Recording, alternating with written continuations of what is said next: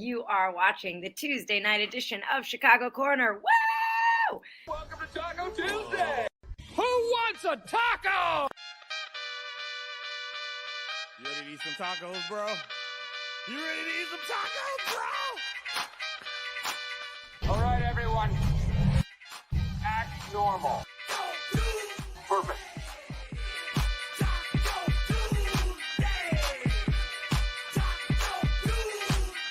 Oh my God! It's Taco Tuesday!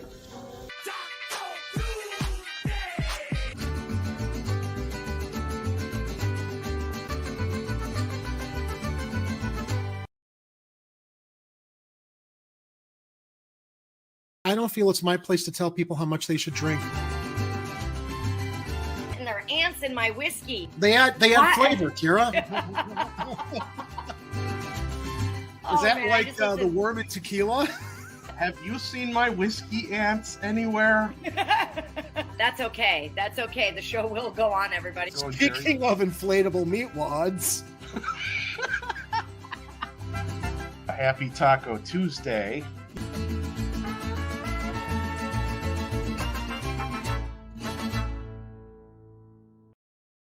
Hit it.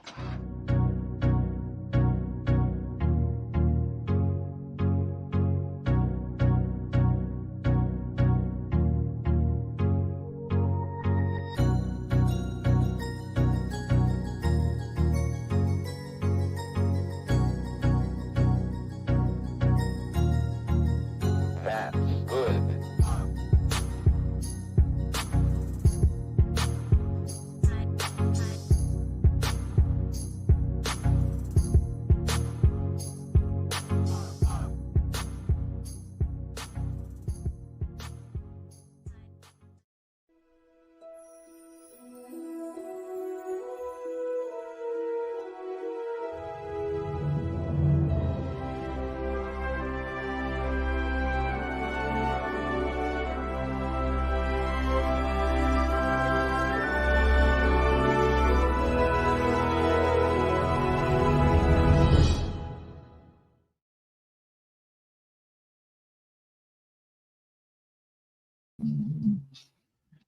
Welcome to Chicago Corner, the Taco Tuesday edition. I am deep dish pizza enthusiast Edward Heller, and thank you for joining us this evening. We have a few things to talk to you about tonight, and I am going to flip over to the first thing, which is, where is that first thing? Where did I leave that? Oh, yeah, that's where I left that. The first thing is happy. Hold on. Wait, there it is. Happy National Chocolate Milkshake Day.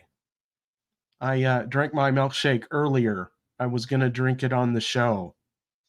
But I was thirsty. So sorry about that. Also, well, and actually, the other thing is there's a whole other chocolate milkshake thing regarding the Wiener Circle, and I can't show that to you because it's well, you know, you'll just have to go there and you know, ask them about that someday. But I did think it was important to bring up this this photo from DJ and music producer and blogger Danny Deal, who posted this photo from, I think this was from 2018, says, "People from all countries welcome at this shithole." So, you know, it's good to be a welcoming city is what I'm getting at here. And we'll get it to that a little later in the program. But first, I want to bring on my partner in crime, Mr. Jerry Vassilatos. Hey, Ed. What were we at? What did you, I don't think we needed to edit that first Wiener Circle signage. I mean, if it's out on the street, is it really? I mean, it's almost after 8 o'clock. I didn't edit the signage. Oh, but I mean, like, not show what it said. Oh, no, it's what it says. I was getting at the point that you really shouldn't. You like there's videos out there. If you search for videos on Wiener Circle and the chocolate shake. Oh, and I okay. didn't feel like that was really appropriate to show in the first 15 minutes of the show. I got it. Okay. So Does anyway. this qualify as a chocolate shake? If you're shaking it and it's got chocolate in it, then it qualifies. Yes. All right. Well, then, celebrating Chocolate Shake Day with my Starbucks mocha frappuccino. You know what? I heard someone refer to Starbucks coffee on social media because they were talking about how overpriced it was and how people should spend more money on charitable donations instead of the diarrhea water that Starbucks serves. And I thought, yeah, if you really get down to it, that's kind of what it looks like. Overpriced diarrhea water. Yeah. Made me laugh. Speaking of Starbucks. Yes, they're not a sponsor. They're not. We can say that. We could say that. I mean, if you're a local purveyor of delicious coffee drinks and you'd like to sponsor this program, we'd be happy to talk wonderful things about you. But I think we'll have our own coffee label before any coffee company sponsors this channel, Ed. Chicago Corner Brew. Yeah, well, and that could be a beer too. I will say they do make good mocha frappuccinos, although they're obscenely overpriced. So. Yes, they are. That's why I try to brew my own at home, and I bring that into the office because otherwise going to a coffee place every day gets extremely expensive unless you find a decent coffee joint that's not going to rip you off. So, support local business, but not necessarily Starbucks. So it's been a while, Ed. Should we offer our audience an explanation for our absence brief? Nah, screw that. Okay. Also, did you know, Jerry, that it is National Video Games Day? Well, I'm going to be playing all night tonight, then extra hours, since I now have even more of an excuse, aside from the fact there's nothing else major going on in my life at night. And it gives me the opportunity to show everyone the best multiplayer video game ever created. Never heard of it. Warlords for the Atari 2600. Are you still playing on your Atari 2600? Oh man, I don't have mine anymore. I wish I did. But this was like one of the first games where you had multiplayer with, remember those paddle controllers? They had the little disc that's on the controller and you turn the disc and then your paddle would go back and forth. Well, you could plug in, and each Atari 2600 came with one set. You had to buy an extra set of paddles to play 4-player Warlords like this. But even though the graphics are absolutely rudimentary, super fun time because you'd have 4 people going after each other, trying to knock each other's bricks out to get to the middle there. And as you can see, one guy got annihilated in the first 10 seconds. Anyway, so that's the best multiplayer video game ever. I would disagree. I think I have 3 multiplayer games that I'm gonna argue with you on. Star Wars Battlefront. Okay, actually Battlefield, which is a World War I simulator, and Call of Duty, which is what I'm currently addicted to, thanks to my nephew introducing me to it at night. But they're PS4 games, but they're of course. And those are multiplayer? Yeah, well, they're multiplayer in the sense that you're logging in and people who are connected to the internet. You're actually playing people in other cities, states, countries, to form your teams, and you've got the headphones, so you can communicate with them, which is pretty cool. You're going to do it strategically. So cool. All right, yeah. Kathy wants to know what happened. I'll tell you really. Let me sum it up really quickly, as succinctly as I can. I wanted to add our Chicago Corner EIN number to our existing YouTube AdSense account. I'd originally set it up as myself with my social security number. And I thought, well, now that we have an EIN for tax purposes, I shouldn't be responsible. So let me put the Chicago Corner LLC EIN on there. And they wouldn't let me do it because I'd already set it up as a personal account. You can't just edit an EIN if you're transforming to a corporation. So I had to set up a brand new AdSense account for Chicago Corner, which I did. And I linked YouTube to it. But you know what, Kathy? It was going to take them 32 days to approve it or check all of the information on it, during which time, while we could not monetize the channel for all the broadcasts we were doing, YouTube could like run ads and make money off of us and keep the revenue for themselves. Yeah, so I'm just and like, you know what, Ed? And they were. And when I realized that they were, and they weren't going to hold any of that for us, hold pennies for us, I said to Ed, you know, I didn't like it when we were working for free for 99 Perspectives, so I don't want to work for free for YouTube. So let's wait this out. Luckily, the monetization got reinstated sooner than we thought. I thought it was going to be next Friday. But I told Ed, I said, hey, look, man, it's not that, you know, I want to keep us off the air, but I don't feel like running on the hamster trail for nothing while YouTube is actually making money off of us. And if they restore it sooner, we'll go back on. And Ed, am I not as good as my word? Yeah, we're back. Actually, a little earlier than we expected, which is fine. And actually, you know, it's when you're doing streaming shows, it's good to take a little time off every once in a while just to decompress and trying to get your ducks in a row and figure out, okay, what can I do different? How can I make adjustments when I come back? You know what?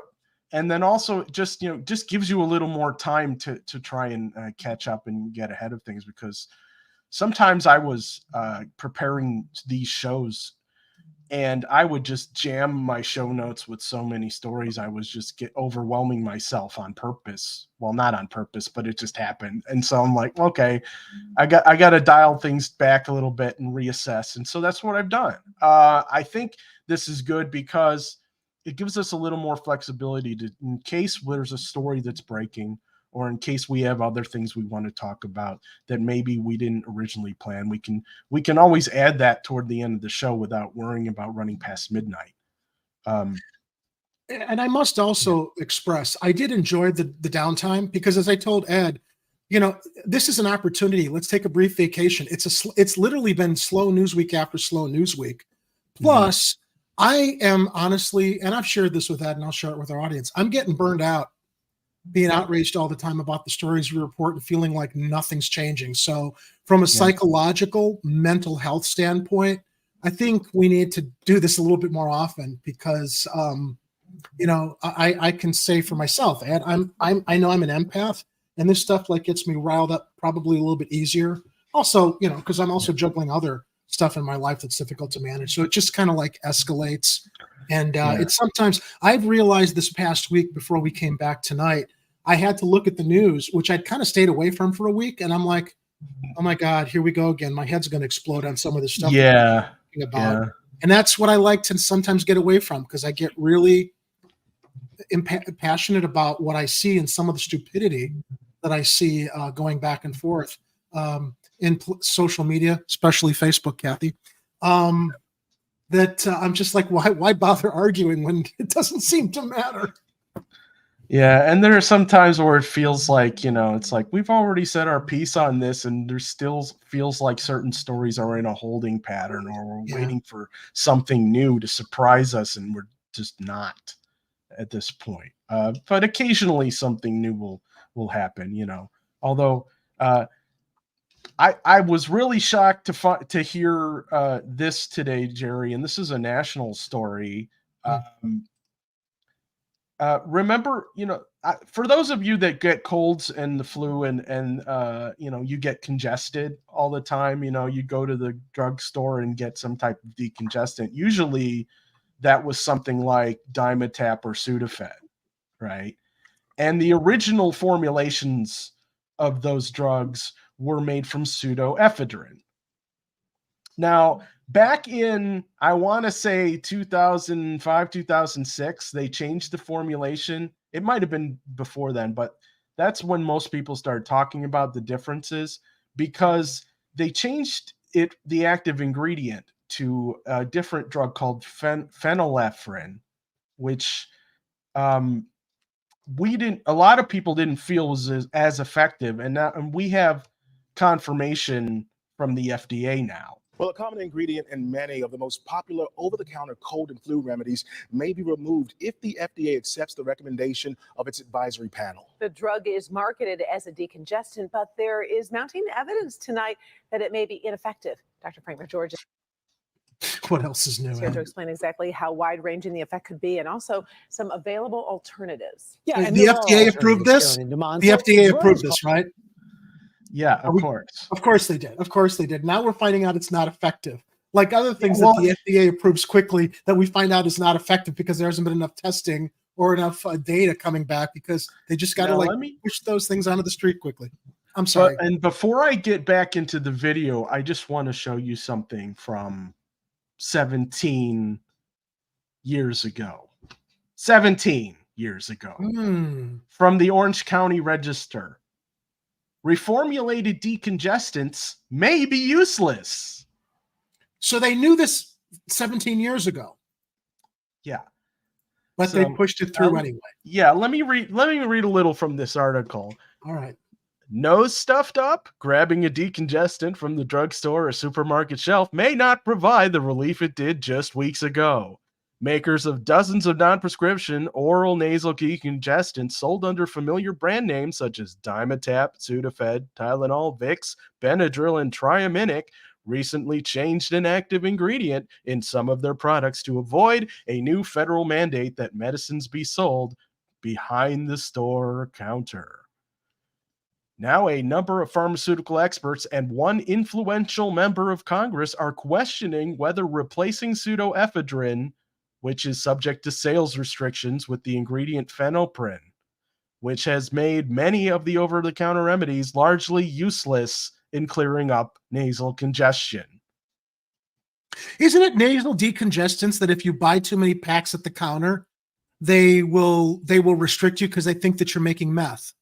Yes, so they actually had, let me really quickly, they had a system in place to make sure that it wasn't abused or used to make meth by keeping it behind the counter, which would have taken a prescription for something that they knew would work. But no. The drug companies needed to put it on the shelf to sell more and more and more and more, which also probably helped contribute to the methamphetamine epidemic before they started putting restrictions on people buying it because it's an active ingredient in meth. Am I getting this right? You're getting it. Let me play the rest of this news story because they cover a little bit of that ground and a lot of other background on this, so we can get the whole story here. I'm glad to know that I'm actually ahead of the curve though, because I haven't seen this clip, and I'm like getting to the conclusions that it sounds like they're going to share, which at least I know I've got something going for me. Demand. So the drug is called phenylephrine, and it works to relieve nasal congestion by decreasing the blood flow to the lining of the nose. Now, it's allowed to be part of the over-the-counter preparations because the FDA declared it to be generally recognized as safe and effective. That was decades ago. Now, that specific terminology is actually important because there's been growing research that it is not effective at reducing nasal swelling. No shit. The growth of how many billions of dollars have they made off of selling this medication over the counter when 17 years ago they knew that it really didn't matter a shit? Well, and I think and any of us who have had to deal with this, like when cold and flu season rolls around, we would have to get our decongestants and deal with this stuff. We've known for decades, but it's only been anecdotal stories from person to person saying this phenylephrine stuff doesn't work. Go behind the counter and get the real Sudafed, the pseudoephedrine. Early on, I think they were making you actually get a doctor's prescription, but then so many people complained that they finally made it so that you still had to sign for it and show an ID and stuff at the desk, but you still had to request it from the pharmacist, which it was a fair compromise at the time. Although a lot of people may still, be hesitant to talk to a pharmacist. Not everybody is big on that. They just go down, the regular over-the-counter aisle and try to treat themselves. They don't want to deal with other people, and I understand that. But look, if you're congested, you got to do what you got to do. designated by a PE in the product name, is a direct offshoot of a regulatory change that affected a different drug, pseudoephedrine, known to most as Sudafed. Back in 2006, cold medications containing pseudoephedrine were moved behind pharmacy counters because the drug could be processed into methamphetamine. But Meth. pseudoephedrine is also an effective Ed, and widely pause it. used decongestant. Yeah. I am the danger. Okay, go ahead. Oh, did I accidentally? Had to get in my Walter White. Well, Yeah. So yeah, if you haven't seen Breaking Bad, it's a great series. Where did I leave off on this? While you're getting there, it's about a chemistry teacher who's facing massive medical bills because he's diagnosed with cancer, who decides to use his chemistry expertise to manufacture meth to put aside enough money to support his family after he dies, because he's supposed to be terminal. But then his treatment actually serves him, and he's not terminal, but he becomes so addicted to the life and the money that he continues to build his methamphetamine empire to be the methamphetamine king of, what is it, Albuquerque, New Mexico. But it's just funny because the whole premise of his turn to the dark side is because he wanted to figure out how he could make enough money to support his family, because he was facing his own death, because his medical expenses for his cancer were going to be so insane. He couldn't afford healthcare treatments for his cancer. And great series. I really recommend people check it out if they haven't. I mean, who hasn't watched Breaking Bad? A great character study, but it's just funny, the methamphetamine connections. Ed, I am the danger. Because the drug could be processed into methamphetamine. But pseudoephedrine is also an effective and widely used decongestant. Forced to find a substitute that didn't require going to the pharmacy counter, drug companies started marketing medications containing phenylephrine instead. Well, now an independent advisory committee told the FDA phenylephrine is ineffective as a decongestant, and it advised the FDA the drugs shouldn't be sold. The agency said it will study the recommendation. You know what? Here's Here's the other thing. It's estimated. Sorry. This says everything we need to know about our FDA. Yeah, that restricts drugs that are commonly in use in Europe that actually do work, but because there are drug companies here in the United States, pharmaceutical cartels here in the United States that have their slimy little fingers all around those at the FDA that approve and disapprove things, so long as it serves the pharmaceutical cartel's interest first and foremost.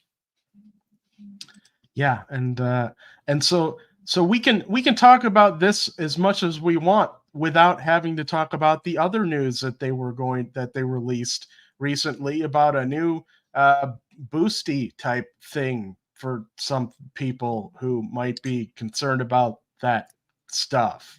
Yeah, with the new. Are they bullshit or not? Sorry, I didn't mean to step on you there. That's all right. With the new lockdowns they want to propose. Coming soon. We're not doing that. Coming soon. COVID, the sequel. Yeah, sorry, we're not doing that again. Oh, they're planning to, Ed. We're going to have to fight. They can plan all they want. I'm telling them now. We're not doing that again. And I need some solidarity from everyone out there on this. Well, We're not doing it again. I'll be willing to do it if they're going to dole out more pandemic relief funds. That's the only. They barely gave. Which. Yeah, Melty Joe still owes me $600. That's all I'm going to say. I know. Melty Joe owns a lot of Americans a lot that's being shoveled over to Ukraine, but let's not get off topic. Yes. Lahaina, anybody?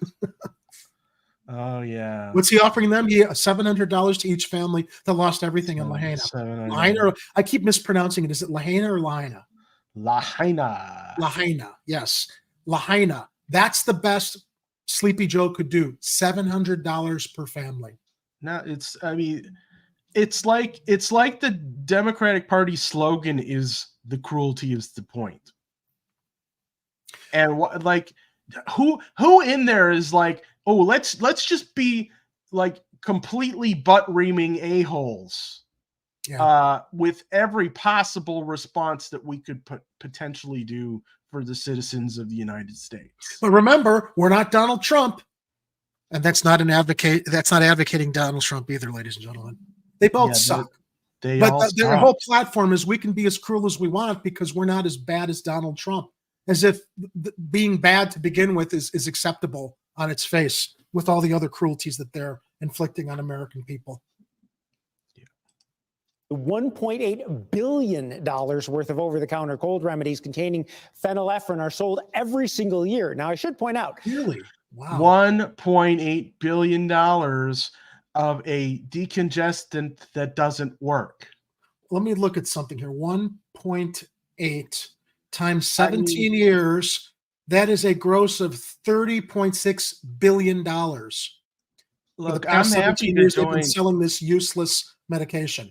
I'm happy to join a class action lawsuit for anyone who wants to I like that idea. Go after these drug companies for pushing a decongestant that doesn't decongest.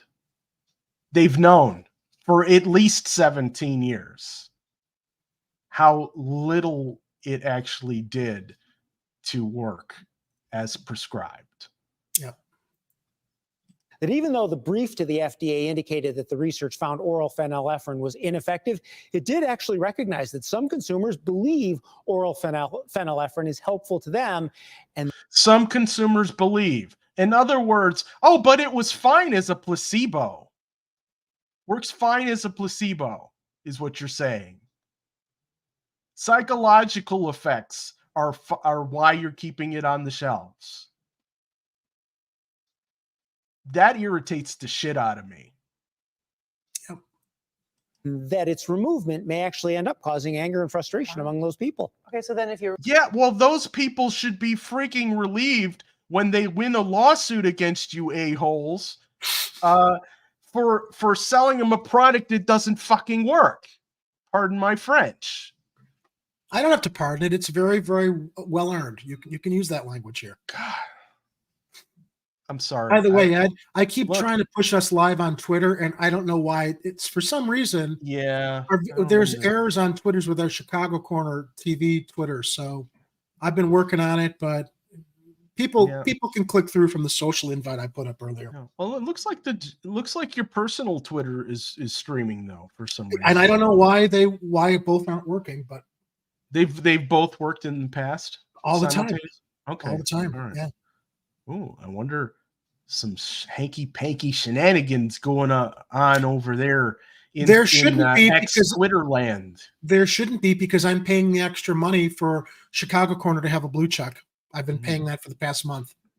Well, so if anything, we should actually like be entitled to some amenities there, or served with some maybe amenities. we'll have to double check our authorization doohickeys and have that ready for the next stream on Friday. But let's get through the rest of this video here to see what other stuff they have to say that's going to infuriate me greatly, Jerry. Remove it from over-the-counter products. Then you know me too well. You're all stuffed up. Well, that's an important point, and there are actually, fortunately, some alternatives. So, for relief of congestion, regardless of the cause, pseudoephedrine, which may be labeled PS. Oh, you mean the original thing? The thing that you replaced with the other thing that doesn't fucking work? That thing? I love this side of Ed. God. Let it loose, baby. Oh. Let it loose. Look, you know why I'm swearing? You know why I'm swearing, Jerry? Why? Because I've had to use decongestants for more than half of my life because of the way that I can barely breathe during the winter when I get a cold or a flu or congestion. And those jerks forced us to use phenylephrine for years. So it's a story that's personally impacted you. Yes. And as I had shown you guys, they've known for 17 years, at least 17 years, that this stuff doesn't do crap. See, that is very effective, but it's going to require that you go to the pharmacy counter and sign for it. It's right. Pseudoephedrine, Sudafed does work. Now, I would also say nasal sprays like Afrin or Neosynephrine are also a reasonable option, but only for very short-term use. If you use them for more... Uh-huh. So here it is. You go to the pharmacist counter. You say, "Look, can I get the pseudoephedrine Sudafed because that phenylephrine crap doesn't work?" And they'll say, "You're not going to use it to make meth, are you?" They always Not ask you that too. That's what's Not hilarious. today. Not today. You can't tell I'm all stuffed up right now. You know that I can't barely breathe, and you're asking me if I'm going to use this stuff to make meth. No, sir, I am not using it to make meth. Can I please have my Sudafed now? Yeah, all right. And scene. More than a couple days, there's actually a risk of worsening nasal congestion, that rebound rhinitis medicamentosa. Now, if your congestion is specifically from allergies, though, I would actually suggest using antihistamines or nasal steroid sprays instead to reduce the risk of congestion. Although you got to be careful with those too. Those antihistamines, some of them, they go through the blood-brain barrier, is what they call it, and they can affect you and make you woozy, and you should not be operating heavy machinery, and who knows what they're doing to your brain. But I am not a doctor. You should consult your physicians. But I'm just saying, if you guys have been taking the fake decongestant for so many decades, you should be rightfully outraged at the fact that the FDA is just now, 17 years after a bunch of studies already told us it doesn't freaking work, that, it doesn't freaking work. Even occurring. So you have options, but if you're turning to the spray, don't overdo it. That's, I think, the main thing. Yes. Right. Thanks. So thank you to this is from WDIV in Detroit. They actually had the best coverage of this, better than what the Chicago guys were doing. CBS 2, they were all about. They had a 20-second blurb, and then I'm like, okay, some other cities actually cover this stuff better. Other cities, they have some corporate editor who goes and looks at their story writing, and then they're like, no, man, that will offend the guys who make this other drug that we're trying to sell commercials for. And so you can't talk about that. Exactly. But yeah, so that was our national story for today. And I hope you enjoyed my outrage. I did. So what else did we have? Well, I guess we're getting to the other part of the outrage here. And sadly, it's an ongoing story here in Chicago and other cities in the United States. We have migrant crisis here, and it's that they're coming in and they're not being provided proper resources in a timely manner. And there's a bunch of jerks who don't want them to be here and would be resistant to helping in any way possible. And apparently certain police districts are some of those resistant a-holes. No. Really? And I'm being kind. The ones where there were also alleged sexual assaults against some of these migrants, along with impregnating an underage migrant? Yeah, we're getting there. But this is a Twitter post from the People's Fabric. It says Chicago police closed off the public restrooms in the 8th District station for a week, forcing 60 asylum seekers, half of them children, to share a single portable toilet. Then hold on. Before you go on, ladies and gentlemen, you know what these single toilets look like? They're the green boxes that they got out at Grant Park during Lollapalooza, Waste of Chicago, or anything else. There's no running water. Okay, there's no clean water. They're rarely cleaned, but this is what was put in front of police stations for migrants. And as Ed gets more into this story about this woman who had a child with a medical condition that needed sanitary resources, it gets more and more. Your outrage is going to build even more and more. Yeah, so it says, then when tensions rose, they trumped up charges on a young mother. And People's Fabric, hold on, They are linking to a Chicago Tribune article, and I have that in the show notes. But I also have other articles in the show notes, and you can check the description to the video and pull up the show notes for today to follow along if you like. I'm going to start reading from Bot Club Chicago's article. And then I'm also going to take a little bit from a Substack from Kelly Hayes, who is an independent activist and reporter. Tents. Yeah. We need tents. In the middle of a Chicago winter, people are proposing tents. Yeah.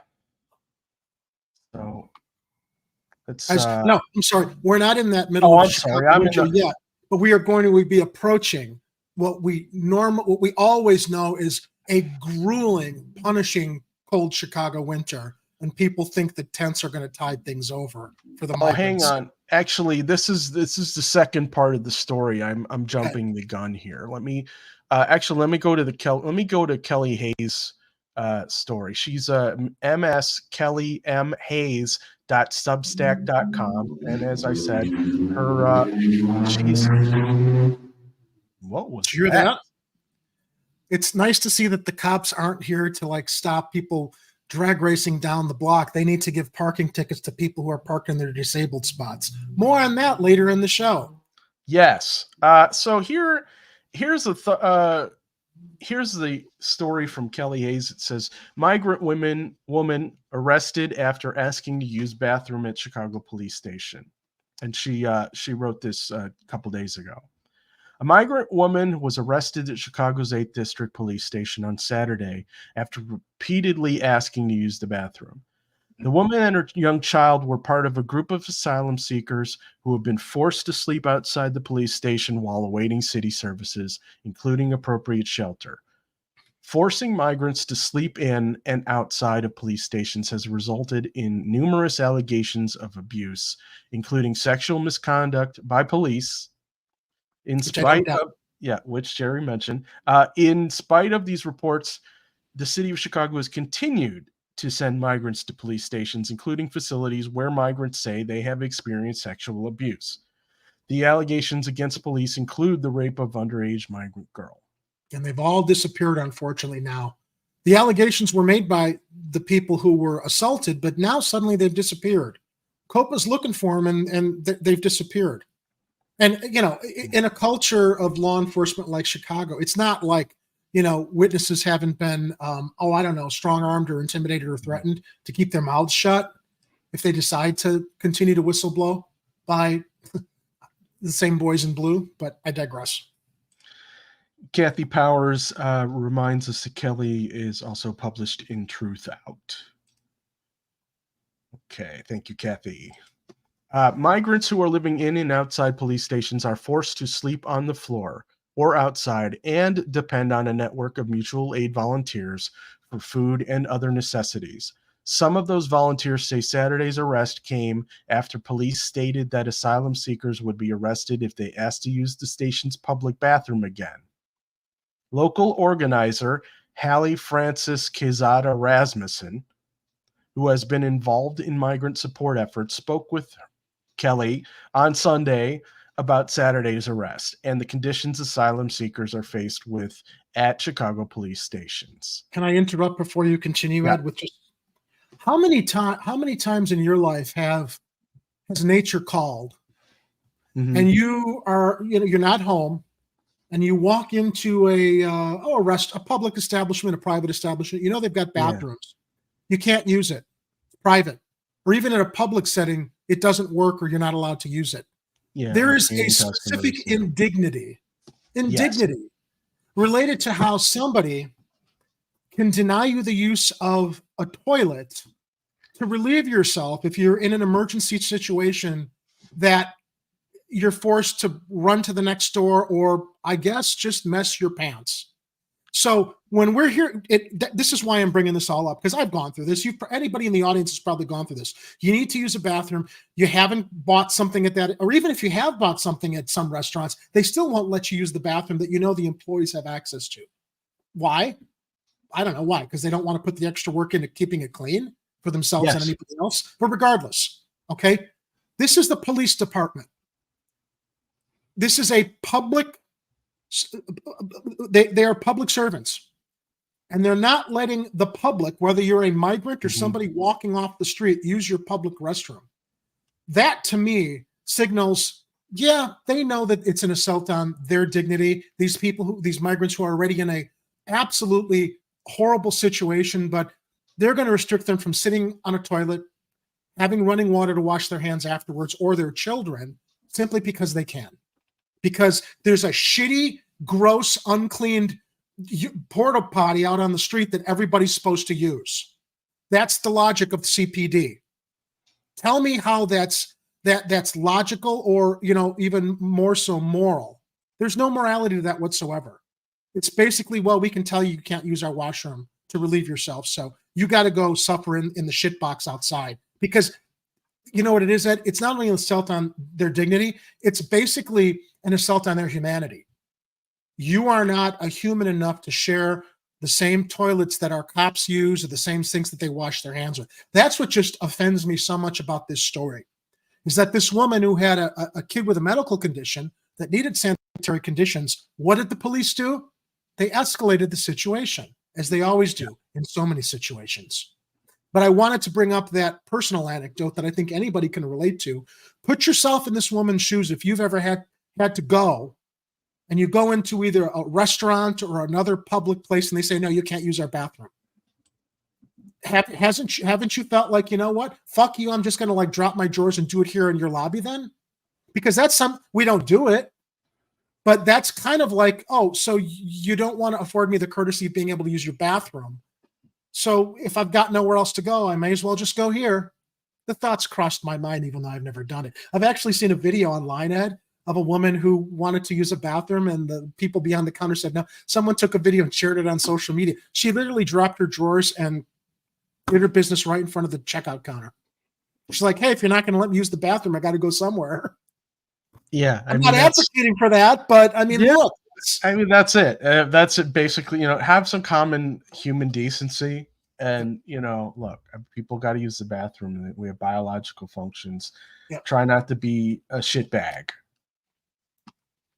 I'm going to be swearing a lot tonight. I don't know why.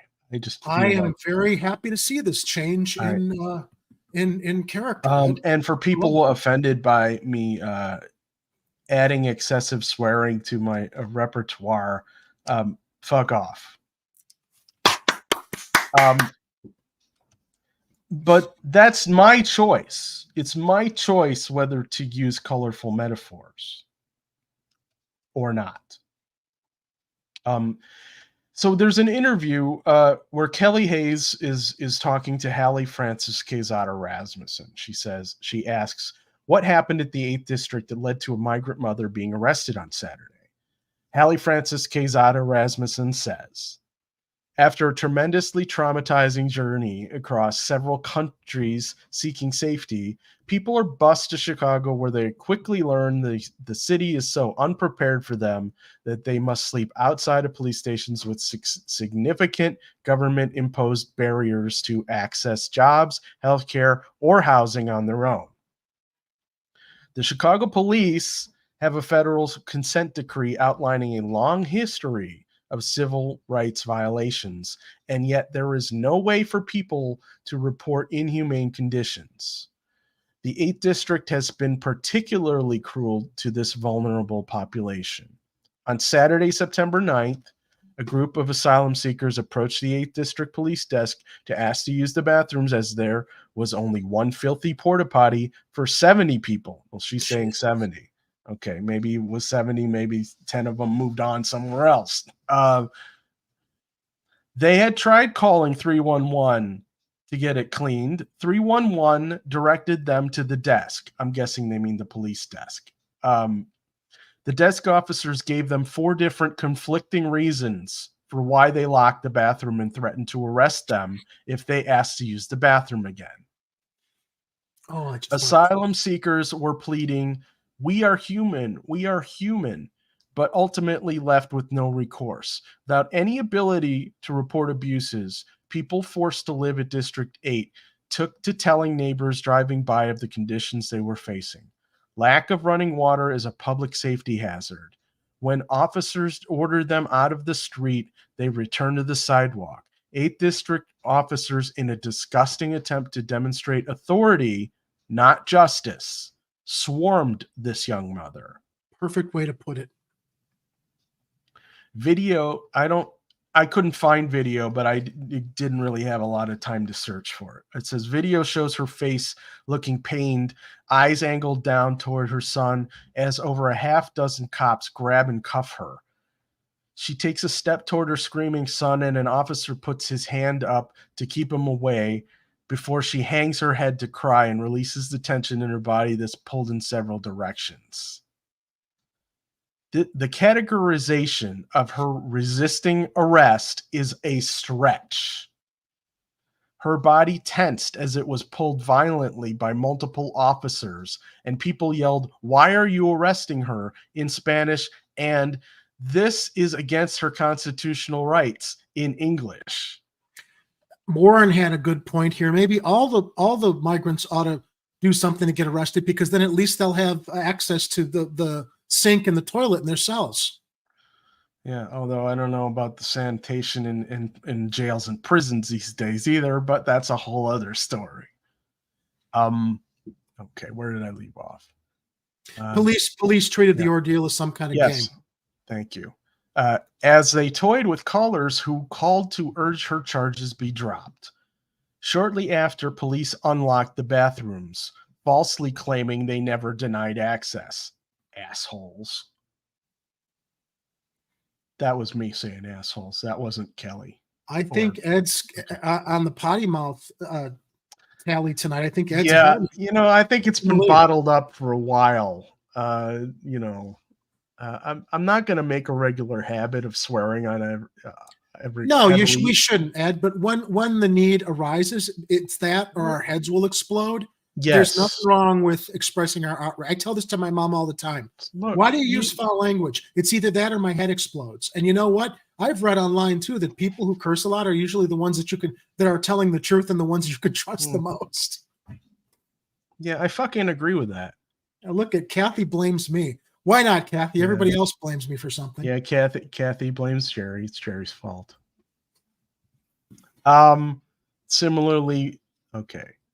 Similarly, they wrote a false report alleging battery against officers that will jeopardize this woman's asylum case and delay reunification with her son. It is a grotesque abuse of power in line with the history of civil rights violations and deceitful charges that landed them the federal consent decree. The arrest was not in the interest of public safety, but in the interest of showing the most vulnerable among us that the police are not to be questioned. Doesn't that lead to you wondering about all those people that stepped forward regarding the assault allegations, Ed, that are suddenly gone? Yeah. Somebody basically sat them down and read them the what is it? What do they call it when gave them the facts of life, that the police are not to be questioned or accused. Just so you guys know where we're reading this from. Let me try to get that on the screen there. Here.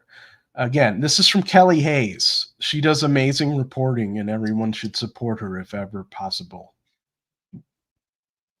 She's got a Substack. It's on the screen above, and it's from the and the story we're reading is coming from there. Okay, so Kelly asks, what can people do to support the woman who was arrested and her family? At this time, we are asking that people call their state's attorney to demand all charges be dropped against this woman. Her office number is here, and that number is... Stand by.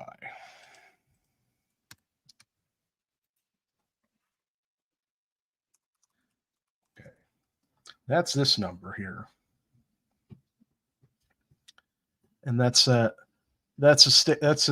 would be the Illinois State's Attorney, Cook County State's Attorney. Probably that's the state's attorney. Illinois State. Yeah, that's the state's attorney. Okay. All right. We also ask that people continue to pressure aldermen to provide dignified housing to all people. To be clear, dignified housing does not include police stations or tents. All people, By the way, regarding the whole tent and police station thing, somebody shared on social media that there are, and I didn't remember this, 50 closed schools across the city that have showers in the gymnasiums, toilets all around them. Are some of them under code because of asbestos or because they haven't been maintained since they were closed? Maybe. You're going to tell me it's not going to be easier to start putting migrants where there's are actual amenities like running water and showers and toilets and plenty of space for beds and retrofit or fix what environmental hazards might be there. You're going to tell me that's going to cost more money than all the federal money that's going to go to all the companies that are going to start renting out these military grade tents and big heaters are going to be pumping hot air into the tents. Who's going to make money off those taxes easily and probably not even solve the problem? Somebody's getting a contract. That's what it's all about. Tents. Yeah. Because not just the 50 closed schools, Ed. Yeah. There are other buildings around the city beyond the 50 closed schools. But don't tell me that. And this is what provoked this. A news report about a big parking lot outside of a closed shopping center that they're going to put the tent city up in. I'm like, there's a fucking empty shopping center there. You're going to tell me that they can't do what they need to do to make that livable? Well, no. You're not getting it right. They can put the tents up, military grade tents. Now, this came to me from somebody who claimed that they had been homeless and they understood what it was like to face challenges. And, the tent was not unreasonable to propose because they're military grade tents. And I told this person, so because you were homeless, instead of trying to improve a situation for other people, you want them to go through the same kind of indignities, living in an inhumane tent because you could hack it, they could hack it. I'm sorry. Am I getting that right or wrong here? Look, somebody's going to be making big bank off the tent cities that the federal government's going to help subsidize along with Chicago taxpayer money. When we have buildings that could probably be fixed much cheaper to get us through this crisis, especially with the brutal Chicago winter temperatures. Tents aren't going to cut it, or police stations. Yeah, I'm gonna try and wrap up this Kelly Hayes thing because I do want to get to the other story about the tent since we're already kind of talking about it. Yeah, it's all related. But it is. Kelly asks, what else should people know about the conditions migrants are facing at police stations in Chicago? Hold on. Aside from the predictable abuses that arise when vulnerable populations are forced to share space with a government agency who has a long documented history of abusing power, people are also routinely denied access to running water, safe sleep spaces for infants, hygiene supplies, and more. The tokens of dignity that are afforded while people live in this pressure cooker come exclusively from volunteers. Volunteer medical groups occasionally visit stations and a group not affiliated with the police station response team provides daily intake, medical escalation, over-the-counter medicine, clean clothes, food, hygiene supplies, bedding, tents, and more. They should probably rename their response team so that they're not associated with the police. But other than that, all right, I think that's the end of her article there. But yeah, so thank you, Kelly Hayes, for writing that. And we're going to jump over to this one. Chicago's migrant camps will be modeled after New York City's tent shelters.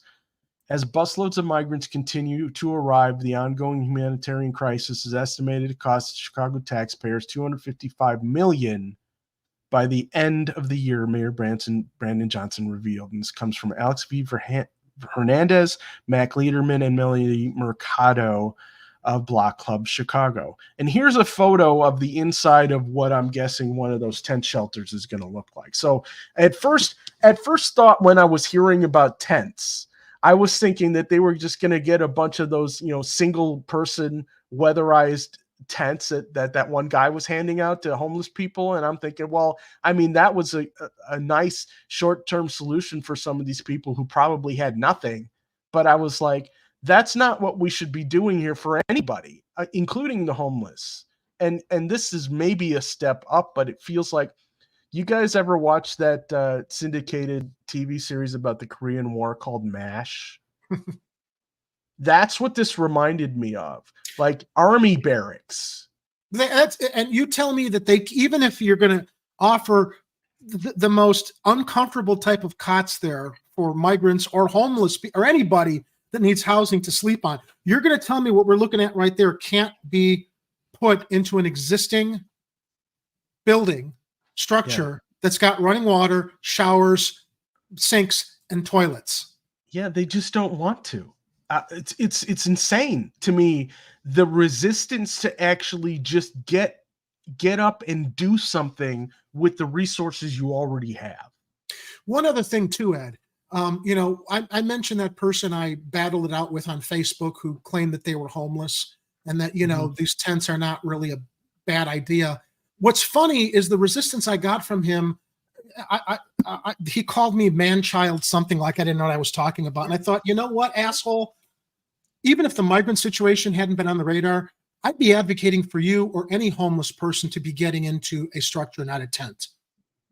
Okay? Yeah. This is not just about the migrants. This is about decency towards anybody that's homeless. Yeah. Anybody that's living under bridges in makeshift tents that aren't even, giving them the environmental protection that this tent looks like it might give. I don't know how this would help people in cold temperatures, though. Do you know what the bill is going to be like to heat one of these things as opposed to just like ridiculous? Yeah. And even if this was the highest technology of portable shelters, they keep using the term military grade. I'm like, fine, but you need, if you got permanent structures that aren't being used. You have tons of vacant buildings that maybe they just need maybe a little rehabbing, a little cleanup, a little love or something, but nobody's using them. That's got to be a better option. By the way, I don't think I misunderstood anything, Kathy. In fact, while I was being nice and civil, I actually shared the Chicago Sun-Times editorial board's weigh in on this and the idea of tents. Before the other party decided to get a little snarky with me, then I told him to fuck off because I was done being nice at that point. So let's just make sure we keep track of how things played out as far as this discussion about keeping people off of sidewalks and out of police stations in places where they actually have running water, toilets, and showers. I mean, the first story we just shared about the police station, let's look at this situation here. Where are people is there running water or showers in there? Or are they going to have to go outside to porta potties like the police station directed them to? I don't see like amenities here like showers and sinks and toilets in here, which is, to me, that's the deal breaker for me. Any kind of housing that is provided anybody, homeless, migrant, disaster survivor or otherwise, you need to provide them the dignity and the amenities of running water with showers, sinks, and toilets. That's the deal breaker for me. Yeah, so I'm going to read a little bit from Block Club, but then as you mentioned, there's a Sun-Times article we also have from the Sun-Times editorial board that I thought was, they hit on a lot of points. A lot of the stuff you and I have been talking about for the past couple of months about this. Why not use existing structures? Because we know they have those amenities in them. The Sun-Times editorial basically made the same points that we have. So back to Block Club for a moment.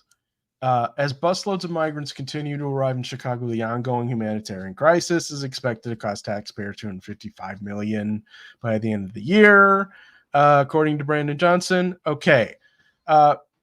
He briefed city council members last week after he disclosed to the Sun-Times plans to move the 1,600 migrants from police stations into winterized base camps. That's another phrase, winterized base camps. Okay. By the way, the honeymoon with Johnson is over officially. Yeah, pretty much. With this it's idea, like, dude, come on, like pick it up, man. It's like this. Come on, you're a teacher. You can't do any better thinking through this.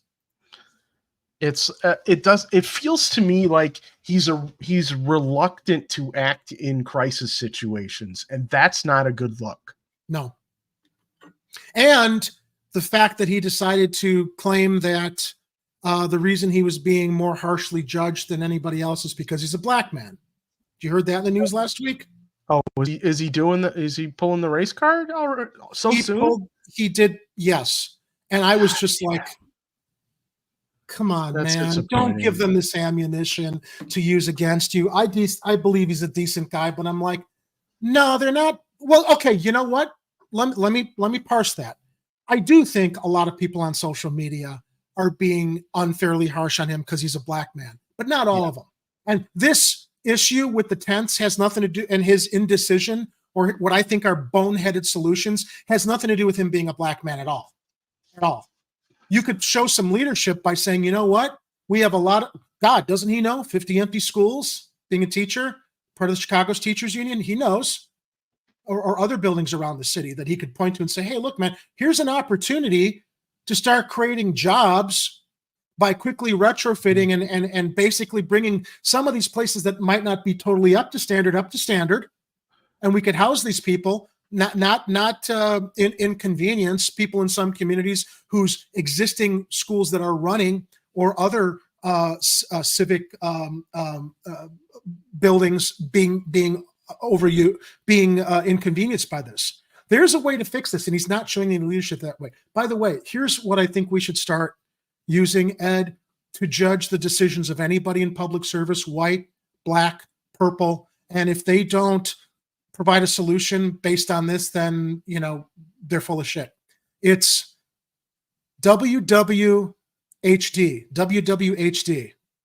What would Harold do? What would Harold do? Whether you're black or white or lesbian or like Lori Lightfoot, what would Harold do? I think that we should look to how would Harold Washington, any crisis we're facing, I think we should look to how we imagine Harold Washington, based on his record, would have handled the crisis. And if none of our current civic representatives, I won't even call them leaders, are unable to logically think through what's going to best serve the community, what's going to best serve the most vulnerable, what's going to best serve those who we need to protect, like these migrants who've come to the city, or the homeless who've been stuck here without any aid for decades in their circumstances, what would Harold do? And if they fail that litmus test, we need to stop making excuses for them. And I understand that there's, you know, some of this is just a delay tactics until they can get federal funding to do certain things. But, you know, at a certain point, you just got to hit the ground running and do things that you have control over doing. But didn't we report previously that there's actually unspent federal funds here that we were wondering what's there are? And you know what? And Jerry, I think I actually have a link that I was going to talk about a little later in the show about where the budget committee had a meeting today. I think the city council budget committee or whatever had an updated version of where money is supposed to be coming from and where it's going. And there was a small list from I think Aaron Haggerty from the Daily Line had a couple posts with a list of the updated budget, and so I will get to that in a little bit. And Kathy Powers says, "Let's have a national plan for the migrants." Agreed. Sadly, Kathy, I believe this is the plan.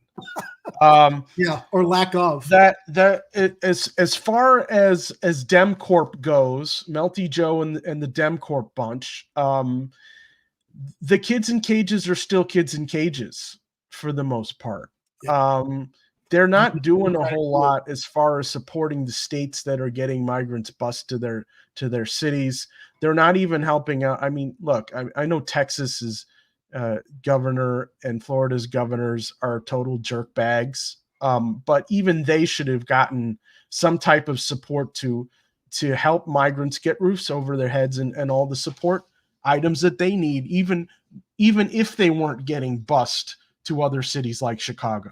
If for no other reason than to give them to basically call bullshit on them politicizing this and trafficking migrants across state lines to score some political points with the xenophobes that elected them. Yeah, that would have been a third dimensional chess move, which clearly Biden had no interest in doing, and none of his administration had interest in doing. Because the truth is, most of them don't really want to help migrants. They don't want to help anybody except themselves and their corporate buddies and their world domination overlords, you know, and Colonel Sanders, who isn't really dead, I think. I've gone off the rails, haven't I? No, Okay. I'm with you. Okay, so Colonel. I'll tell you when Sanders you're is off the rails. Okay, so I'm just talking Colonel Sanders. I mean, all right. It's a theory. It might be a conspiracy theory. It might be a wacky conspiracy theory, but it might also be true. Yeah. Jesus, speaking of conspiracy theories, did you hear the Secret Service agent that's now on his deathbed confessed to taking the bullet that was actually near Governor Connolly and dropping it on JFK's gurney at the hospital, the magic bullet that they pinned the whole Lee Harvey Oswald explanation on? Yeah, I've heard to be on his deathbed to finally confess that. So it's like, oh, so the magic bullet theory was all, I mean, we knew it was bullshit. But look, conspiracy theories are not conspiracy theories, okay? And by its very essence, the term conspiracy theory, which has been smeared and maligned as a bad thing, it's like, no, it's a conspiracy. What was it? Somebody put it in other terms. It's conspiracy investigation or something. It's like a theory is based on gathering facts. And, you know, when you've got enough facts, it's no longer a conspiracy when the facts reveal things that have been reported that don't seem to really hold water anymore. Yeah, So, well, and the term basically was weaponized by the CIA as so that they could gaslight anybody who even had any kind of suspicion, whether it had any type of merit or not. They would just label it as a conspiracy theory and then choose to just, you know, say, you know, like the way people say, well, that's fake news, or, you know, it's inconvenient information, which may or may not be true, but might possibly be true, probably theoretically. So they did it with Kennedy. They did it with UFOs and UAPs. Look, dude, I'm really, you know, I've never been able to wrap my head around the idea that our government may have actually orchestrated 9/11, but I certainly believe they let it happen, given the warnings that were left by the Clinton administration, knowing that Al-Qaeda, although I still wonder, Al-Qaeda, let's see, he's bin Laden, he's on dialysis operating out of a tent out in the middle of a desert, and he was able to get all these guys to hijack airplanes with box cutters and drive them in all these buildings, and there's no video of the Pentagon, even though there's no way that plane could have flown that low. I mean, come on. I mean, what are we at now? How many years later? I mean, there's so much information out there, and of course it's all getting labeled as conspiracy theories, because the real conspiracy is that the CIA probably had their fingers in every pie that got together that formed all of the actions that resulted in that. In the results. And so did you know, Ed, Building 7, and, you know, did you know Building 7 that wasn't hit by an airplane that we saw collapse? Someone posted a video, and I don't know if it was real, but I saw like little charge explosions happening like several floors up. It was and I'm real. like, yeah. So okay, so do you know what was in World Trade Center 7? The files of Wall SEC Street stuff, files that were involved in SEC investigations against Wall Street, Enron probably, and a lot of others. And no plane hit it. And it fell like a controlled demolition, because it was a controlled demolition. No plane hit it. A building doesn't just collapse into its own footprint from fires. And there was even some broadcaster, I think an international broadcaster from the UK, who mentioned before Building 7 went down that Building 7 was going to go down, or he heard something about Building 7 going down. Go to YouTube, go down the rabbit hole, you can find this stuff. But that's not conspiracy theory, okay? there's some kind of conspiracy, and the reason they're always labeled conspiracy theories is to protect themselves by labeling anybody that asks questions, whether it had to do with JFK or UFOs and UAPs or the 9/11, which we just went through the anniversary of yesterday. These theories are because, in light of all the facts that are in our faces, the facts are still being dismissed to support a government narrative that is essentially meant to just put us all back to sleep and let things continue going on uninterrupted. Yes, Warren, you cannot spell conspiracy without CIA. And welcome. It's good to see you here, Warren. Thanks for joining us. Piracy. Or piracy too. Yeah. Yeah, there were. Look, we've all heard all these stories. You can't discount any of this stuff. So many. There was gold missing from the basement of the 2 World Trade Centers. I mean, too many questions. Yeah, there's a lot of rumors, and there was a lot of really bad comments in the media and the radio and everything. I mean, some people may be too young to realize those were like the Howard Stern on terrestrial radio years.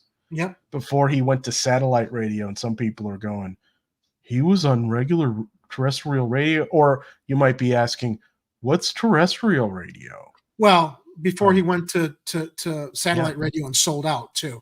So that was, and that was how I had heard about the planes hitting the towers. I at the time I was unemployed, and I was listening to morning radio and, doing my normal thing, looking for jobs and stuff. It's a lot harder to look for jobs back in 2001 than it is now.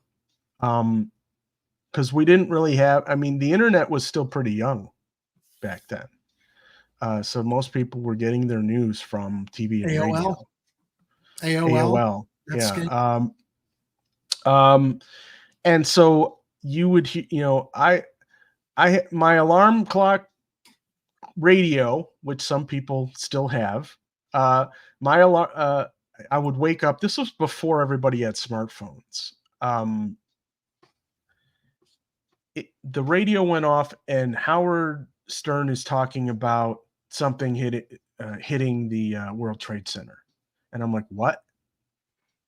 And then I turned the TV on, and then they're replaying video from the first plane hitting, and I'm like, what the hell just happened? And it's shocking to you when you're in America, because you don't. You grow up in a world where we've been propagandized into believing that America is the greatest country and no one can ever hurt us, and we have the biggest military and all this other stuff. And all of a sudden somebody flies a plane into the World Trade Center.